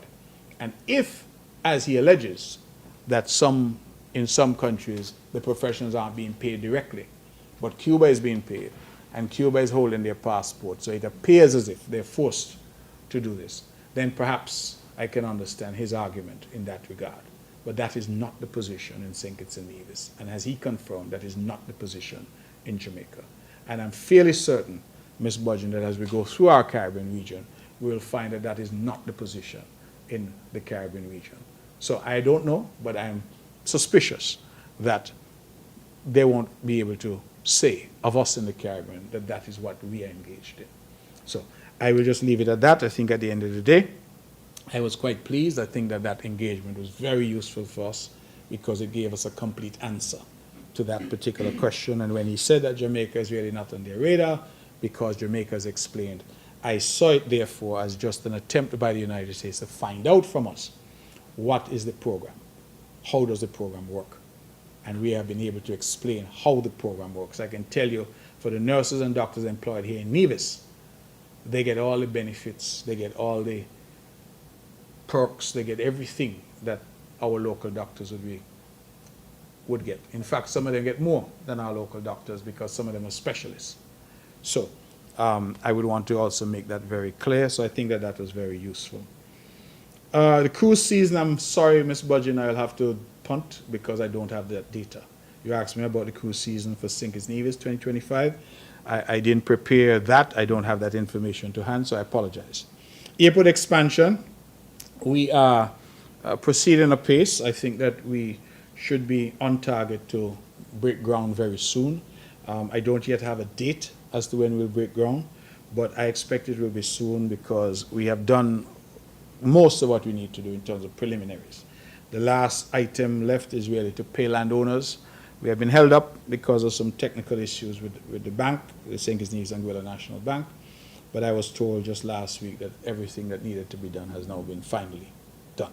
So I'm anticipating that we will be able to draw down and pay out, and thereafter we hope to move in terms of securing the site and doing the necessaries there. So we expect that that project is going to kick off. The estimated time is 18 months to completion. So we are really hopeful that by the end of next year, start of the tourism season next year, we'll have a brand new facility there. Improvements to the Mondo track. We have not done anything major. We have done improvements over time. I think that there's some new buildings that have been put up for the media. I think they've erected a viewing stand, a sort of VIP area. No additional seatings have been added as yet. You say, as we anticipate, but I smiled when you asked the question because it's an event that's an annual event. So it's not a new event for us. In fact, I think it's over 30 years old. So the government knows what to expect because we've done this event many times before, and we are confident that the facility there at Mondo can accommodate all those who are coming to attend this event. We expect, of course, as I say, that all of Nevis and half of St. Kitts are going to be there. We're confident that we can accommodate them. Some will be seated, some will have to stand because there are areas there for them to stand as well. But the event has always been a great event, and we anticipate that it will be a great event this year as well. Good morning, Elke Hewlett, Department of Information. Mr. Premier, while you were at the Afro-Caribbean Investment Summit, you highlighted South-South cooperation. How do you see Nevis in particular benefiting from this collaboration, particularly in the sector of geothermal, considering that Nigeria is more focused on fossil fuel energy? With Nevis recently being featured in prominent publications in the US and UK, how do you envision this global recognition impacting the island's tourism and wider economy, and what steps are being taken to capitalize on this newfound attention? Following the recent visit of the Green Climate Fund Executive Director and her team to Nevis, what do you believe will be the impact of their support for the geothermal project on the island's sustainable energy future and economic development? And lastly, how is Nevis faring in terms of crime and security? Thanks. Okay, Ms. Hewlett, thank you very much. As always, very thought-provoking questions. The Afro-Caribbean Summit, I think, had many purposes to it. There's a level of symbolism, because I think the idea of the smallest country and population in the hemisphere going to the most populous country in Africa, it's like, you know, the David going to see Goliath in a way. I think that that was symbolic. I think in fact, I said there that there were two speeches that were made on the opening day. One by the lady from Aquarian Consult called Aisha Amina, I think, and the other by our Prime Minister, Dr. Terence True. And I said that, in my humble opinion, both speeches should be recorded and kept for posterity, and they should be played over and over here in our schools, etc. Because I think both captured, one from an African perspective and the other from the Caribbean perspective, this need for us to reunite with Africa. In fact, in my own statements, I said that we now need to replace the horror of the Middle Passage with a new narrative, that it now becomes a bridge for progress and development between Africa and the diaspora. That same journey that we took, we would have gone from west, we would have flown east. Is that the way we went to get to Africa?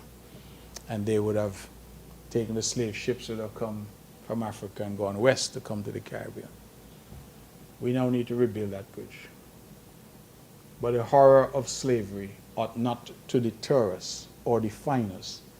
That new middle passage should be one about trade, investment, development, tourism, and our engagement with our African forefathers. I thought it was very moving that when we landed in Africa, the first words uttered to me when I walked out of the plane was, "Welcome home." And I don't take that lightly because I think the symbolism of it is very important. So the trip had that. The trip also afforded an opportunity to discuss aspects of the Citizenship by Investment program. And Mr. St. who leads the Citizenship by Investment unit, was part of the delegation. St. Just, sorry. The trip also afforded the opportunity to discuss investment opportunities. And yes, we discussed geothermal. You're absolutely correct that Nigeria's experience is really with fossil fuel energy. But their experience in terms of distribution, their experience in terms of energy markets, all of that is still relevant. Logistics, still relevant to us in terms of development. And many of them are just looking for investment opportunities in the Caribbean. This trip was facilitated in part by Afri-Exim Bank. And as we know, Afri-Exim Bank is about to build its regional headquarters in Barbados, in partnership with the Barbados government. And they have already approved significant loans for development. In Grenada, for example, I think that the Silver Sands, developer Silver Sands, a luxury resort there, they've secured $30 million from Afri-Exim Bank to advance. In fact, incidentally, and what I find is interesting, is that Mr. Sawari, who is the man who owns Silver Sands, is from Egypt. And so Africa is really looking for opportunities in the Caribbean. And as we see what is happening in the United States, our closest neighbor, we see the upheavals that are caused now and are being caused regionally and internationally. It behooves us to look south. I've been saying that for a while. It behooves us to look to Africa, to develop new relationships in Asia and the Middle East. I'm not suggesting that we abandon existing relationships, but I'm saying that we need new relationships and we need to move away from our dependence on the age-old colonial constructs that we have had. We love England. We want to be partners with England. We love Europe. We want to be partners with Europe. We love America and Canada. But our eggs can't all be in that basket anymore. We must now look to Africa. And Africa is ready for us, in my humble opinion. The Africans want to reconnect with us. While we were there was a cultural presentation of some drummers. And Miss Hewlett, I simply closed my eyes and listened. I didn't watch the dancers. And I know that I could have been in Nevis, St. Kitts, Antigua, anywhere listening to drummers. Same drummers. We are of Africa. And I believe that it's high time that all of us in the Caribbean start to sing from that hymnal, that it is important to reconnect with Africa and to forge relationships with Africa. I go back to what I said about the visa waiver arrangements and what I saw this morning in the news about what Grenada is doing. Grenada is using our playbook.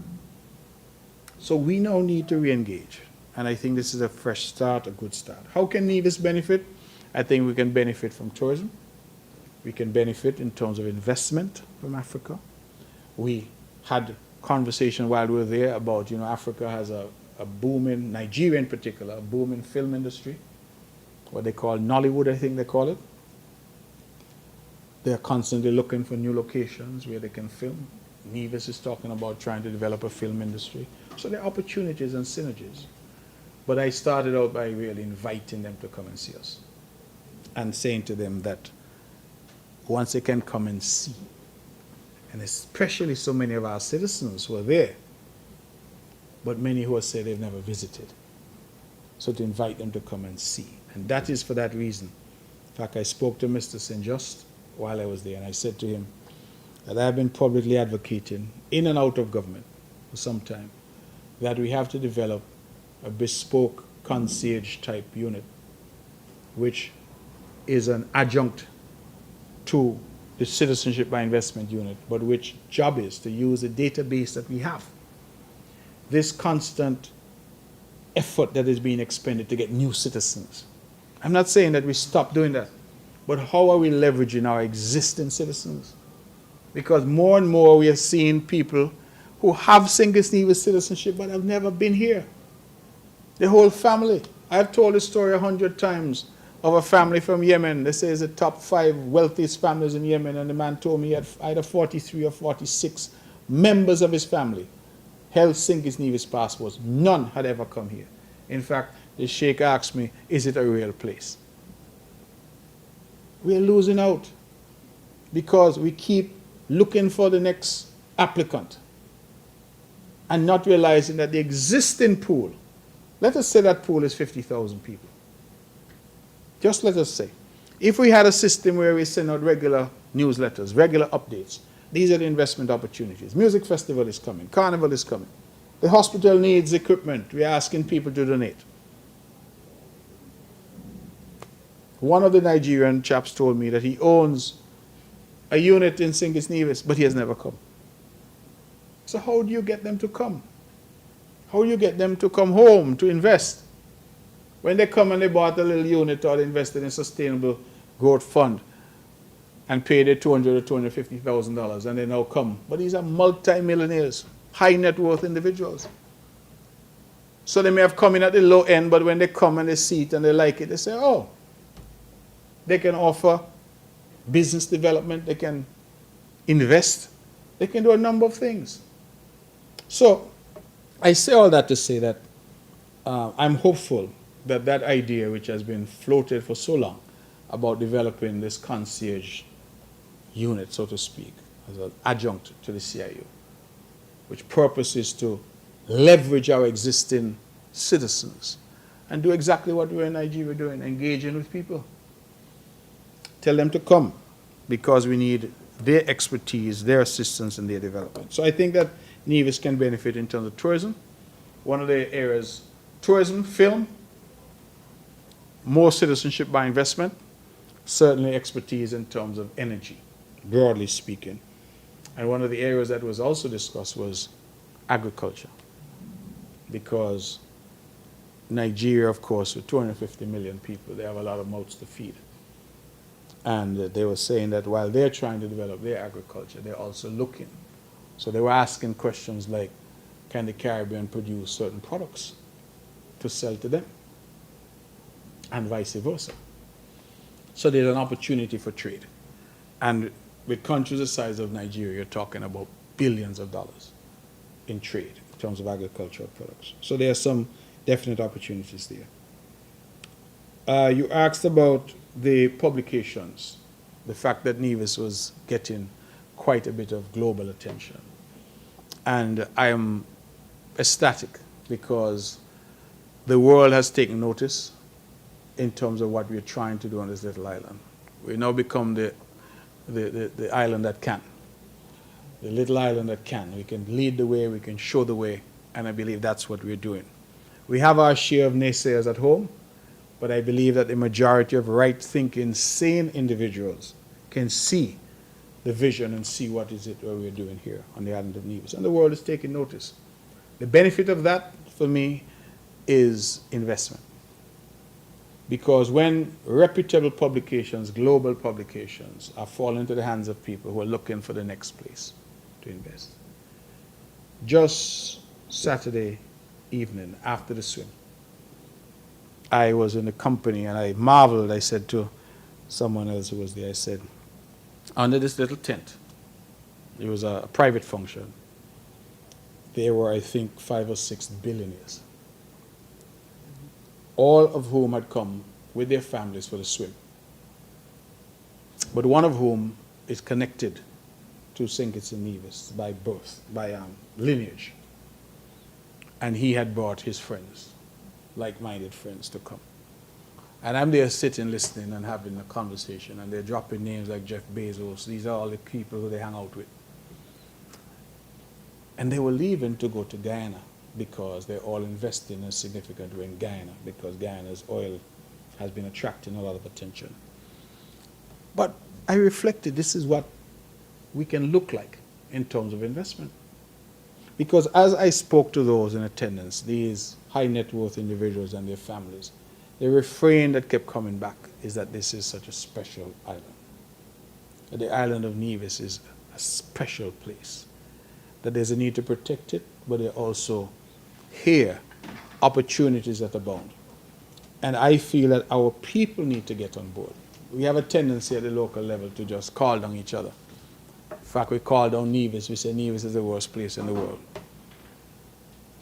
But the real world is looking at this island and is marveling at what we're doing. And so, Ms. Hewlett, I think that those international publications are going to fuel investment. They're going to fuel attention from investors globally, and that's what we're seeking to achieve. The GCF, because this is part and parcel of that investment argument. The Green Climate Fund. When the executive director came here, I was actually quite surprised, because I learned that she does not often travel to countries where they're doing projects. She flew all the way from South Korea to get here because she feels that this geothermal project on the island of Nevis is going to be transformative. And so she would have come. And while she was here, she would have committed her support to this project to see it through, because she sees this as being truly, truly transformative, not just for the island of Nevis, but for the Federation of St. Kitts and Nevis and for our region. And the GCF wants to be associated with this project. Let us remember that the $17 million that we got, GCF is involved with that. And we then got $20 million from the Saudis, and we have now applied for an additional $35 million also of GCF funds, which we feel very optimistic that we will also get. And so her being here, I think, was simply historic in terms of an event, in terms of what would have brought her here, in terms of her personal commitment and the commitment of GCF. And just to put it in context for members of the press and the public, the GCF is currently managing $15 billion in terms of resources that they expect to unleash for greening of the world, right, for climate smart initiatives. And the fact that they have identified geothermal in Nevis as one of the leading projects for them, I think, is of significance. I think your last question was to do with crime and security. The fact that I've had the third press conference for the year, this one, and this is the first time that the issue of crime and security is coming up, I think is a very good sign. It tells me that we're making progress. And I want Ms. Hewlett to go on record to congratulate Mr. Carty and his team in Nevis. Of course, our Commissioner of Police. I tease him all the time because I tell him he was put on the path to Commissioner from his work here on the island of Nevis. He would have served here with us and done an excellent job. And we are seeing certainly a reduction in crime and criminality. I, in fact, attended a joint cabinet of the Federal Cabinet and the NIA Cabinet just 2 weeks ago at the Park Hyatt. And we had a presentation from the Commissioner of Police. And in that presentation, the Commissioner pointed out that we have had now the months of January, February, and March without a single homicide. And he pointed out that this is the first time in 23 years that that has happened. The first time in 23 years that we've had the first quarter of the year without a homicide. But in fact, when you look at the statistics, I think the last homicide we had was in October of last year. So when you look at the period of time, it's about 5 months that we have not had a homicide. Members of the press, I don't think that that has got enough attention. I say that because we understood the trauma that this country has gone through. We have seen the headlines. We have seen the advisories. And now it appears that with the work of the police, some focused attention for the Ministry of National Security, but most importantly, our people making the decision that this is not the way they want our country to go. I am not going to stand here today and pretend that the battle has been won. But I think all of us can admit that there has been tremendous progress in terms of where we were and where we now are. And to get a report that is the first time in 23 years that we have not had a homicide within the first quarter of the year is something I think which warrants attention from our press and from our public. I think our people ought to feel proud. And we ought to be committed. There was a time when we didn't have homicides at all. And that was our norm. And then for a variety of reasons, we started to have these homicides. And the homicides then became our norm. People say, oh, another one dead. We are now at a point where we are building a new norm in the country. And I think that that is worthy of applause. I certainly congratulate all who have so far been involved. Minister of National Security, the Prime Minister and his team, Commissioner of Police, but also here in Nevis, Mr. Carty, Superintendent Carty and his team. Mr. Wakely Daniel, I must mention him because he's our primary liaison with the police and security forces. The NIA that I lead, because while we have no budget responsibility and no line item in our budget, we spend hundreds of thousands of dollars each year supporting the police and supporting the army that's based here in Nevis. So we contribute as well. And of course, our community leaders, our church leaders, our schools, and our people. Because as much as we would like to say that we are preventing crime, we understand that crime comes from people. It is people who commit crime. And so part of what we need to do is to reach the hearts and minds of our people, especially our young men, and to say to them that there is a better way.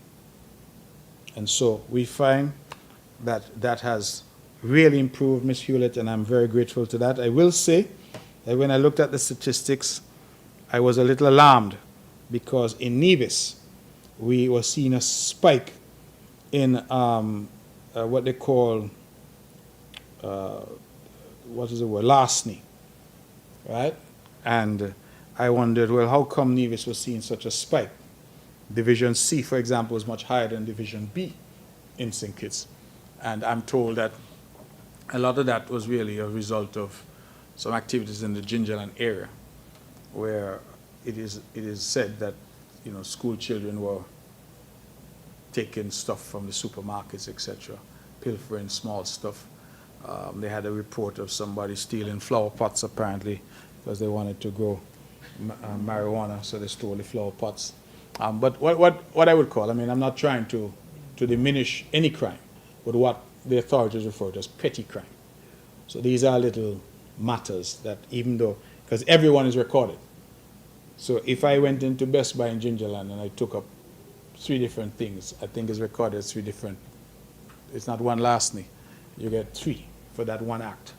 So that's how they've been doing it. But the police have indicated that in the last 3 weeks, they have intensified patrols and presence in Gingerland. And we've seen none of that activity in Gingerland since that time. So I'm grateful for that. But I think the areas that we were concerned about, homicides, shootings, we have had no homicides in the Federation for the year, no non-fatal shootings, none of that. So we've had no gun crime in the Federation for the year. And I think that that is definitely significant. We have only had in the entire Federation for the year 5 robberies. I have the numbers here. And so, again, you know, not significant. Sexual assault, which is also, of course, one that we watch because it is such a heinous crime, but we've had 6 across the Federation for the entire year. So really where we've seen a jump is larceny, but the police are saying that that's largely petty stuff, you know, taking a chocolate bar or something of that nature. Those last figures were for Nevis or for St. Kitts Nevis? Entire Federation. And that's and- for 2024 or up until March? No, this is for January, February, and March 2025, the first 3 months of this year. So no homicides, homicide 0, for a firearm, other homicides, because they tend to classify them differently, 0, non-fatal shootings, 0. So this is really unprecedented. It's the best results we've seen in nearly 2.5 decades. Any other questions for me?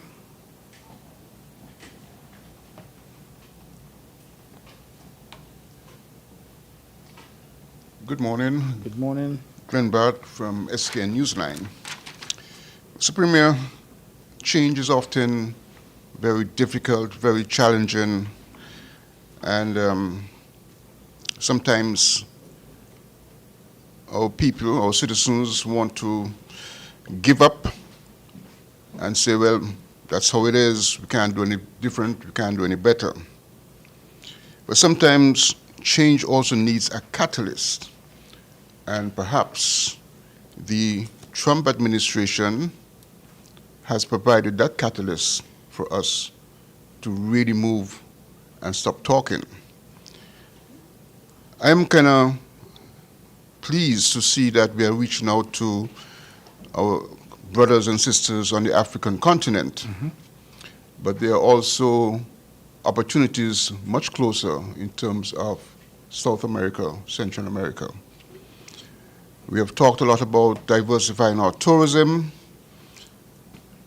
that over-dependence on our traditional North American and European markets.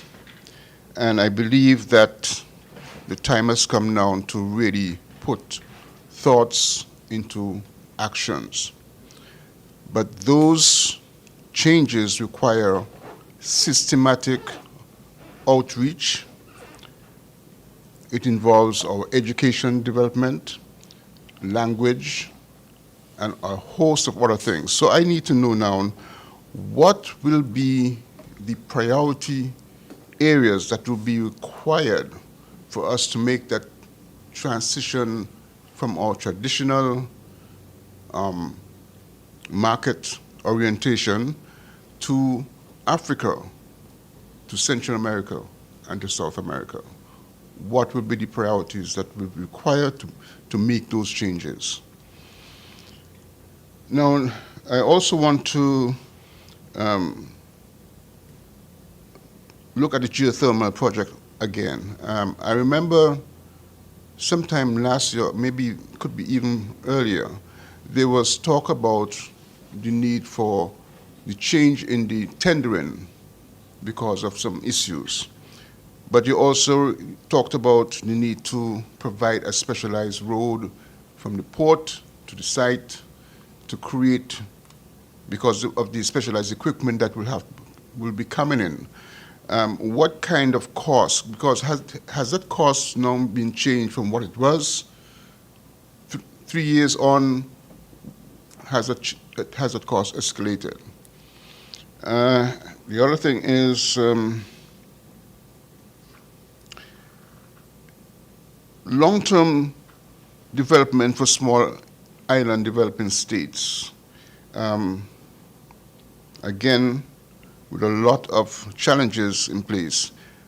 Can we now start to look at long-term developmental planning, but that is going to involve multiple parties, political parties, having to come together to agree on certain issues of development that are imperative for the country, that are imperative for the islands of Nevis and the island of St. Kitts.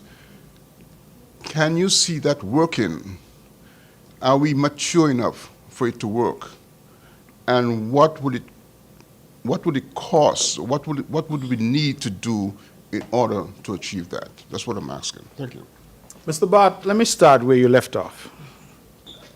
because the most thunderous applause that the Prime Minister received in Nigeria, certainly whilst I was there, was when, in speaking to a packed hall at the summit, he indicated that he had invited the Premier of Nevis to come with him on this trip, but that the Premier of Nevis was also the leader of the opposition. And the audience erupted. And afterwards, that was a major talking point, because the Nigerians couldn't understand how the Prime Minister and the leader of the opposition would be coming together to Nigeria. The suggestion from them was that that couldn't happen in their own country. I'm happy you asked that question, because as I assumed the role of leader of the opposition 3 years ago or thereabouts, my second stint in that role, by the way, I decided that on matters where there was no point in opposing the government, or let me put that differently, on matters which were of such national importance that there was a need for consensus, that I would lend my support and my ideas to the government of the day. We identified certain areas: citizenship by investment. Whichever government, St. Kitts Nevis needs the citizenship by investment program. When you look at our budget, it accounts for up to 56% of the revenue nationally.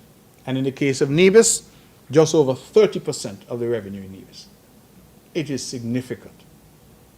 We agreed that crime and insecurity in any part of the Federation was crime and insecurity in the whole. And therefore we ought to partner on that.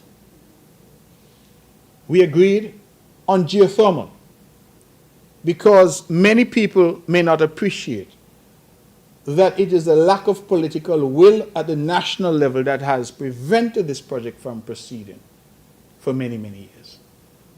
In fact, I will say to you, Mr. Bart, that it took the collapse of Team Unity and me now being in opposition for me to learn that even as that government sat, and even as the Charlestown Accord, that was the basis for that government, spoke to geothermal development, that there were elements in that government in Bastille who were privately saying to investors and to the US government and others that this was not a priority for them. So Prime Minister Drew has come in, and Prime Minister Drew and I sat, and we said, listen, there are some things here that we should be able to agree on. Is a safer St. Kitts and Nevis in the benefit of all of us? Yes. Is a secure and robust CBI to the benefit of all of us? Yes. Is extracting geothermal energy so the people in Keon, just like the people in Craddock Road, can get cheap, clean energy to the benefit of all of us? Yes. So if we could find areas, it's not to suggest that we will not have differences. Just today I pointed out that when I was foreign minister, we had a particular trajectory in terms of these diplomatic relations and visa waivers. And that has practically stopped under this new government. No explanation has been given. And I disagree quite strongly with that approach. I think we had some momentum, and we should have continued that momentum rather than allowing some of our competitors now to catch up to us as they're now doing. Why? I don't know why we stopped it. So there will be areas where there will be disagreement. There will be areas when there are differences of opinion and approach. But where there are areas which are of national importance, I continue to say, let us commit ourselves to work jointly, because at the end of the day, a safer St. Kitts and Nevis is good for all of us. A more robust economy in St. Kitts and Nevis is good for all of us. But I'm sure, Mr. Bard, you would have heard the claims that I am not providing any opposition and I should resign.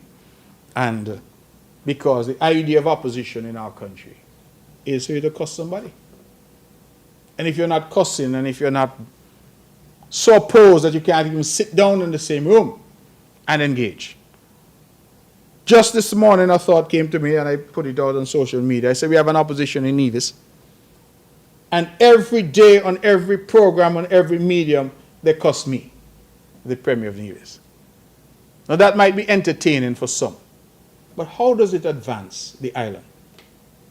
Who does it help on the island? And ask yourself as a journalist, where are the ideas, the plans, the programs from the opposition to advance the country? Because at the end of the day, all of us can cuss. That's part of our national pastime. That's part of our culture. But does cussing constitute a plan? Can cussing lower the cost of living? Solve crime? Help us finish the hospital? The answer is no.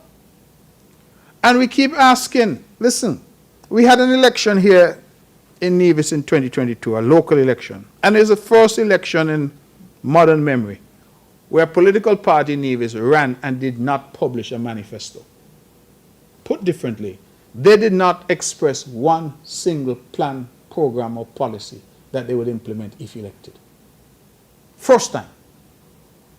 Their mantra, get rid of them, we're fed up of them, we're tired of them.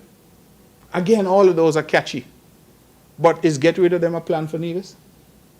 Is we tired of them a plan for Nevis? And that is the difficulty we have now in the country. So you mentioned maturity. And unfortunately, in the opinion of some, that if I stand up and I say, I'm the leader of the opposition, and I am going to Nigeria with the Prime Minister, because he has asked me to come to speak about geothermal. And who is better able to talk about geothermal in Nevis than the Premier of Nevis? I'm going to go. Oh, that don't look right. You should be fighting against the Prime Minister.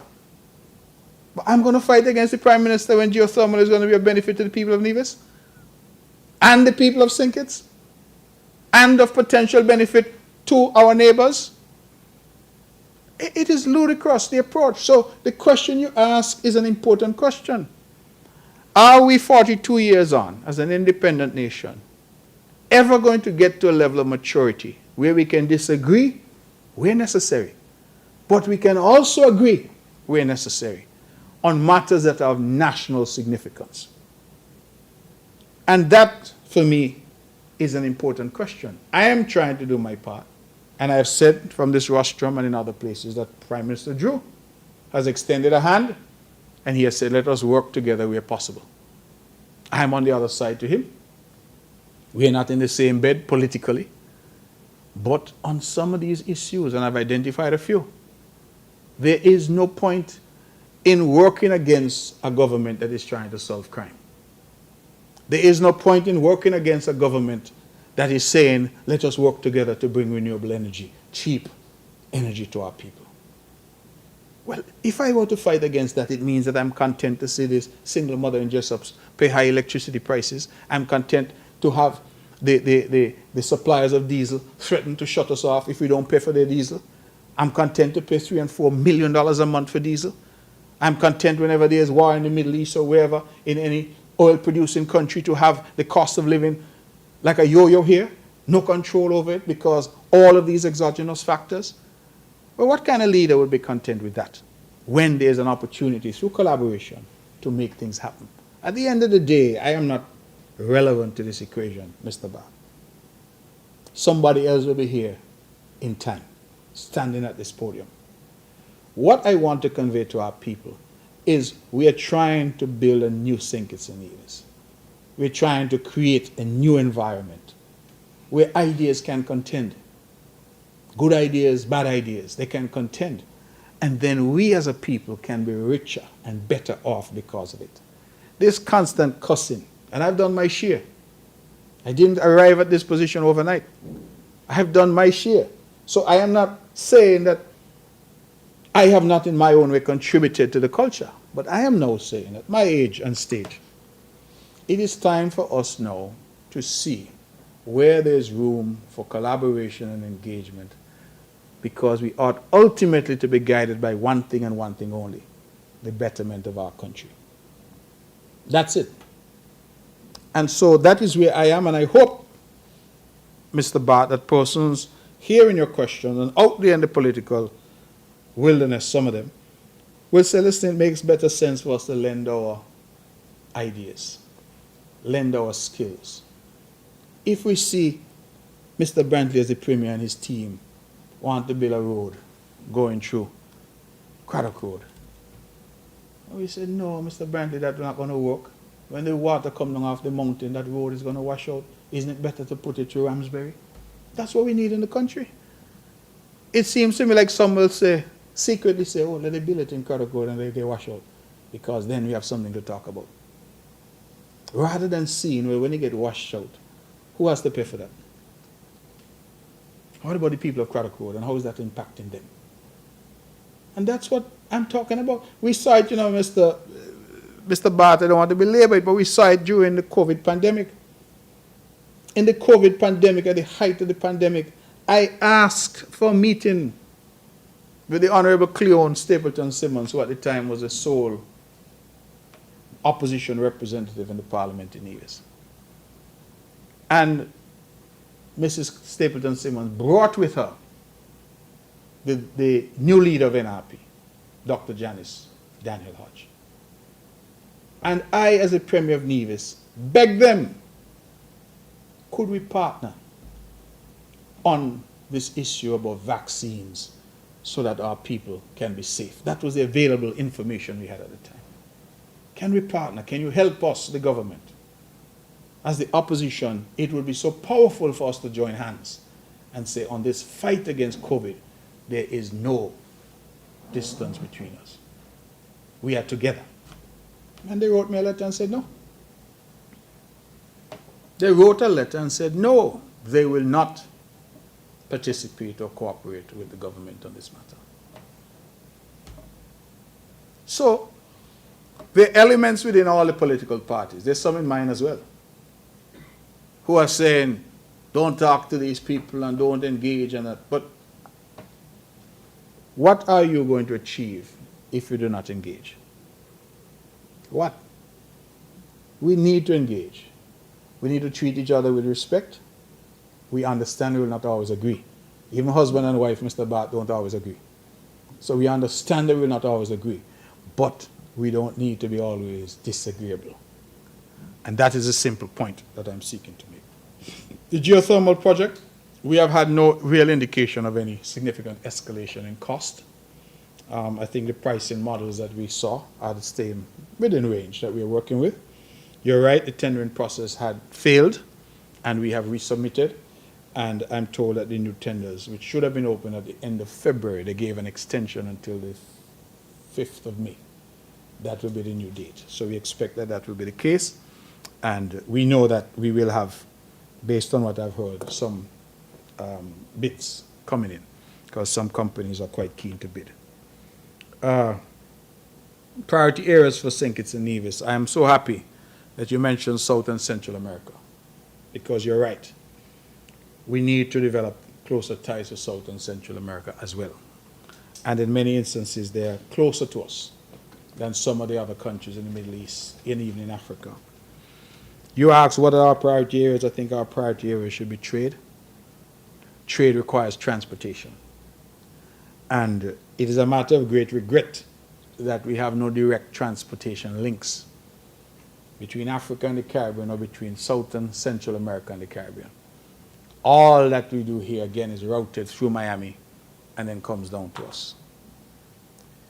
It increases our costs, and now, with President Trump talking about tariffs from some countries, potentially it could increase the cost of goods. So it increases our transportation costs, could increase the cost of goods. President Trump is now also talking about levying a tariff or fine on Chinese ships. So if your goods just happen to be in a ship that was manufactured in China, I think they're talking about $1 million as the penalty every time that ship calls on a U.S. port. So if a Chinese-made ship is leaving Brazil with beef, going up to Miami to then bring that beef to the Caribbean, it means that you then have that Chinese ship docking there and that penalty being applied, which means that they're going to pass it on now to us down here who are the consumers. So I think our public needs to recognize that these external factors that drive the cost of living, that they're still happening. You know, President Trump is making decisions in the best interest as he sees it for America. That's what leaders are supposed to do. I have no argument with him doing what he says he's doing to, as he puts it, make America great again. But in making America great again, the question is whether or not we're going to allow that to impoverish the rest of us. And so we now need, if sovereignty is to mean anything, it is for us now to use it to do the very things that you are suggesting, Mr. Barr, to engage in new relationships. I believe that the CARICOM again is the focal point. St. Kitts Nevis on its own doesn't present much of a market. But CARICOM, I believe, should be mounting missions to Latin America, should be talking to Brazil and Argentina, those countries that are large producers in Latin America, and saying, hey, how can we should be talking to tropical shipping. Tropical. Why can't you come direct? They may well be shipping companies in Latin America that we don't even know. Because on here we're accustomed to what I think Burnwood and Tropical, those are the ones that we're accustomed to. But what about the possibility of coming direct across to us? Rather than going north to come back south, just come direct to us. Right? And let us now talk about trade. Let us talk about people. One of the things that we achieved, again, I'm very proud of, as foreign minister, is that every single country in Latin America, with the exception of Mexico, St. Kitts Nevis can go to visa-free. Everyone. The last outstanding one was Bolivia, and I was able to sign that with Bolivia. So Mexico is the only one that we cannot go to visa-free. All the others allowed us that privilege. So people can already move. But where are the airlines? Copa, for example, is a leading airline within Panama, Panamanian Airlines. Why can't Copa be flying to St. Kitts? It's not a long flight. Probably 2 hours, same distance if you're going to Miami. Right? Why can't we get Avianca, I think it's called, to come here? We need to start with a conversation. One of the things, for example, was raised with me in Nigeria, is that the airlines come in, say, from Nigeria direct. Because it's 8 hours, it's doable. But it's sort of, in the early stages, how would they cover the cost? And I said, but we are providing revenue guarantees to British Airways. We're providing revenue guarantees to American Airlines and JetBlue. So if we can provide it to them, why can't we do the same thing for an airline coming out of Nigeria, or out of Ethiopia, or out of wherever in Africa, an airline coming out of Panama, and say, listen, let us put the resources jointly, and let us now build the market. But it requires political will. That's where it starts. So my priority is with trade, transportation, visa-free travel. We already have, because I said the last country except Mexico was Bolivia, and we now have visa-free travel to all of Latin America from St. Kitts and Nevis. So it's just about getting the linkages. You spoke very importantly about changes in the education system, and you're right. Because if we're going to move in those directions, we need people who are bilingual and trilingual. We need people who speak Spanish. I think Brazil, they speak what, Portuguese, right?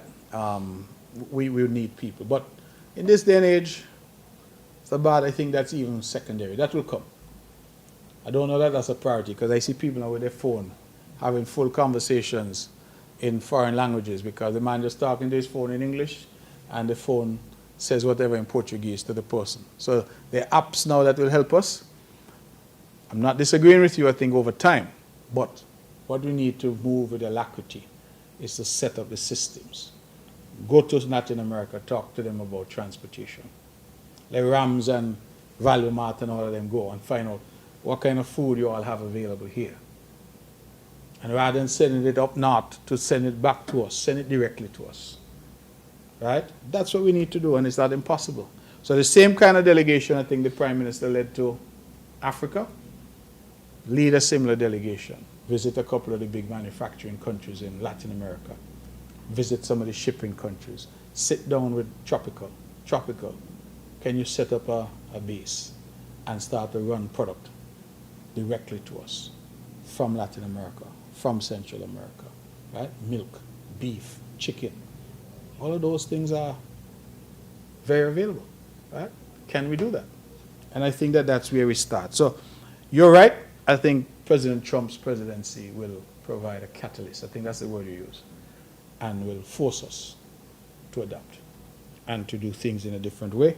And I welcome that. Again, I am never going to suggest we abandon the United States. It's our partner, it's been our partner for years. But putting all of our eggs in that basket just doesn't make sense for us anymore. We need to pivot. We need to adjust. And I see Latin America, Africa, Middle East, Asia. Those are the areas we need to pivot to. I make one last point on that. When I was foreign minister, as part of that expansion of the footprint of St. Kitts and Nevis, we entered into diplomatic relations for the first time with the Kingdom of Saudi Arabia. And I think it gave me tremendous satisfaction to see that it is the Kingdom of Saudi Arabia, a new diplomatic ally, that came to our aid in terms of geothermal. Not England, not Canada, not the EU, not America, but Saudi Arabia. And that strengthened my view and my resolve that the future for us lies in expanding our footprint. Expanding our footprint. I got a call just last night, incidentally, from a young woman whom I was at UWI with many years ago. Had not spoken to her in 40 years. And she reached out and she indicated that she was now an ambassador from Barbados in Ghana. And she was watching our sojourn to Nigeria. And she wants a conversation because Barbados has again grabbed the blueprint and is running with it. So Barbados has seen the value in tighter connections. And so Barbados has now opened a high commission in Ghana, right? I have been advocating for a very long time that we ought to have a presence in Addis Ababa because that's where the European Union, the African Union is based. And we ought to have a presence in South Africa. That's been my view, because I feel from those 2 points you could do some interesting things. And in fact, again, during my tenure, we had our ambassador to Cuba, Verna. She was accredited to some of the African countries, but operating from Cuba as non-resident. So we really, I think, need to do more.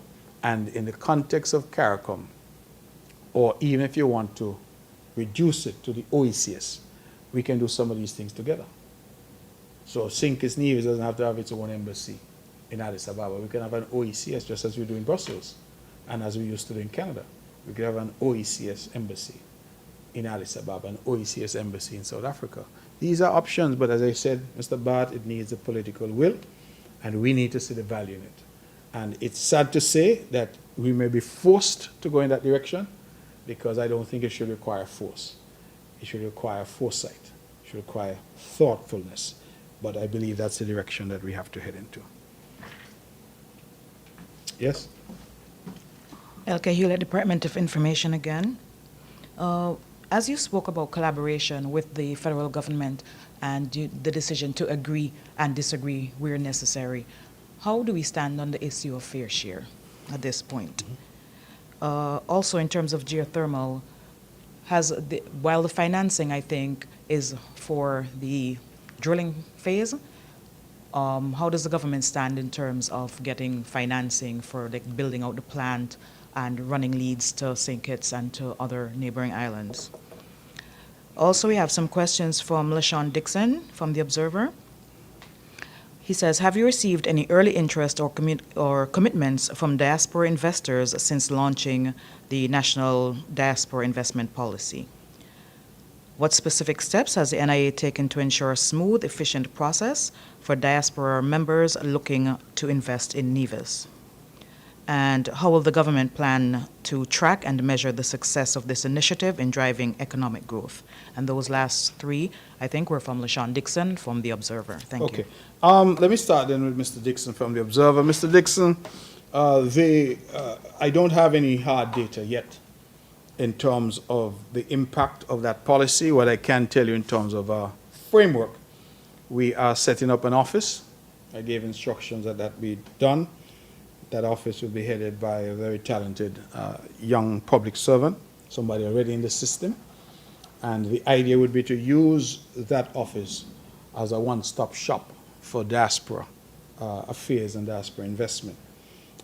We would expect to track what we're doing in terms of interest, in terms of collecting data from that office. And so I will be able to report more fully on my next press conference, God willing, about where we are, because I think that office should have its first opening this month. That is not this month, I'm sorry, the month of April. So we are still putting in place the necessary infrastructure. So I'll be in a better position to answer in greater detail in the future.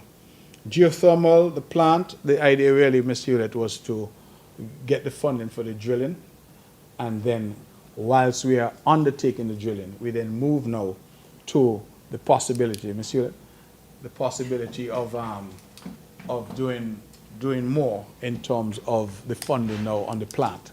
So we expect that there'll be a bit of overlap, but we need to get the drilling going before we start to talk about the plant. So that is why we have spoken to the Green Climate Fund about this additional $35 million. We've already commenced that conversation and applied it.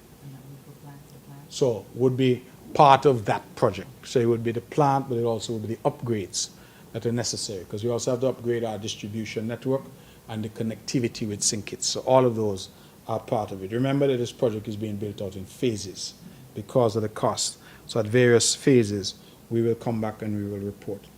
Collaboration, fair share.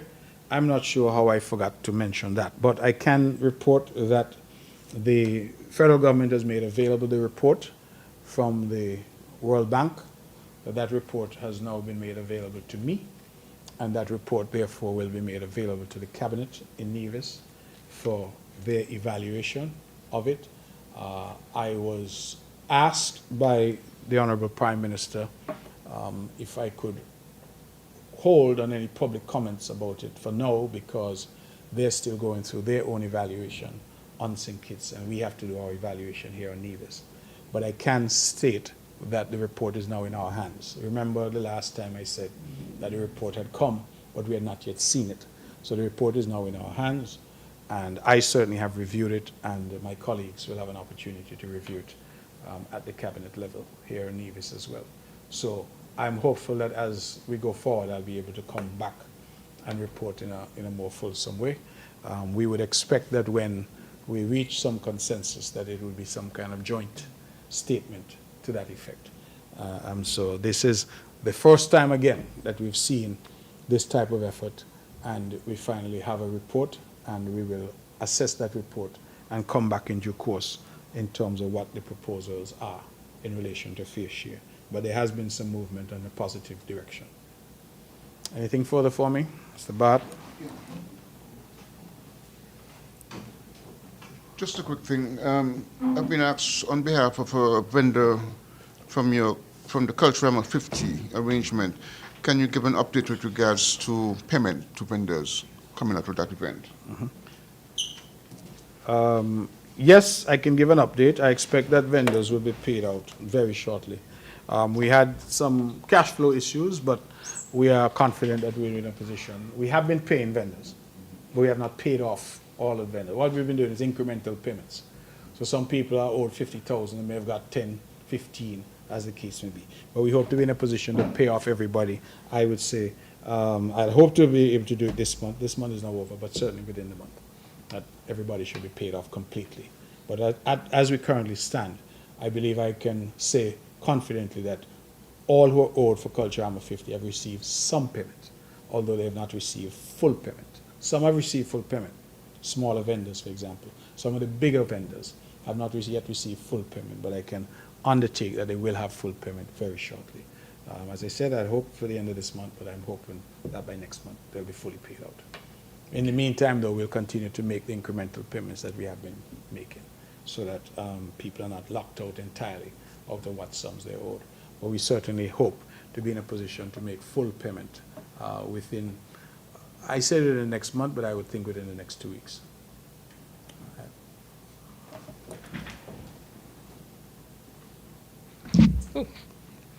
Sorry about that.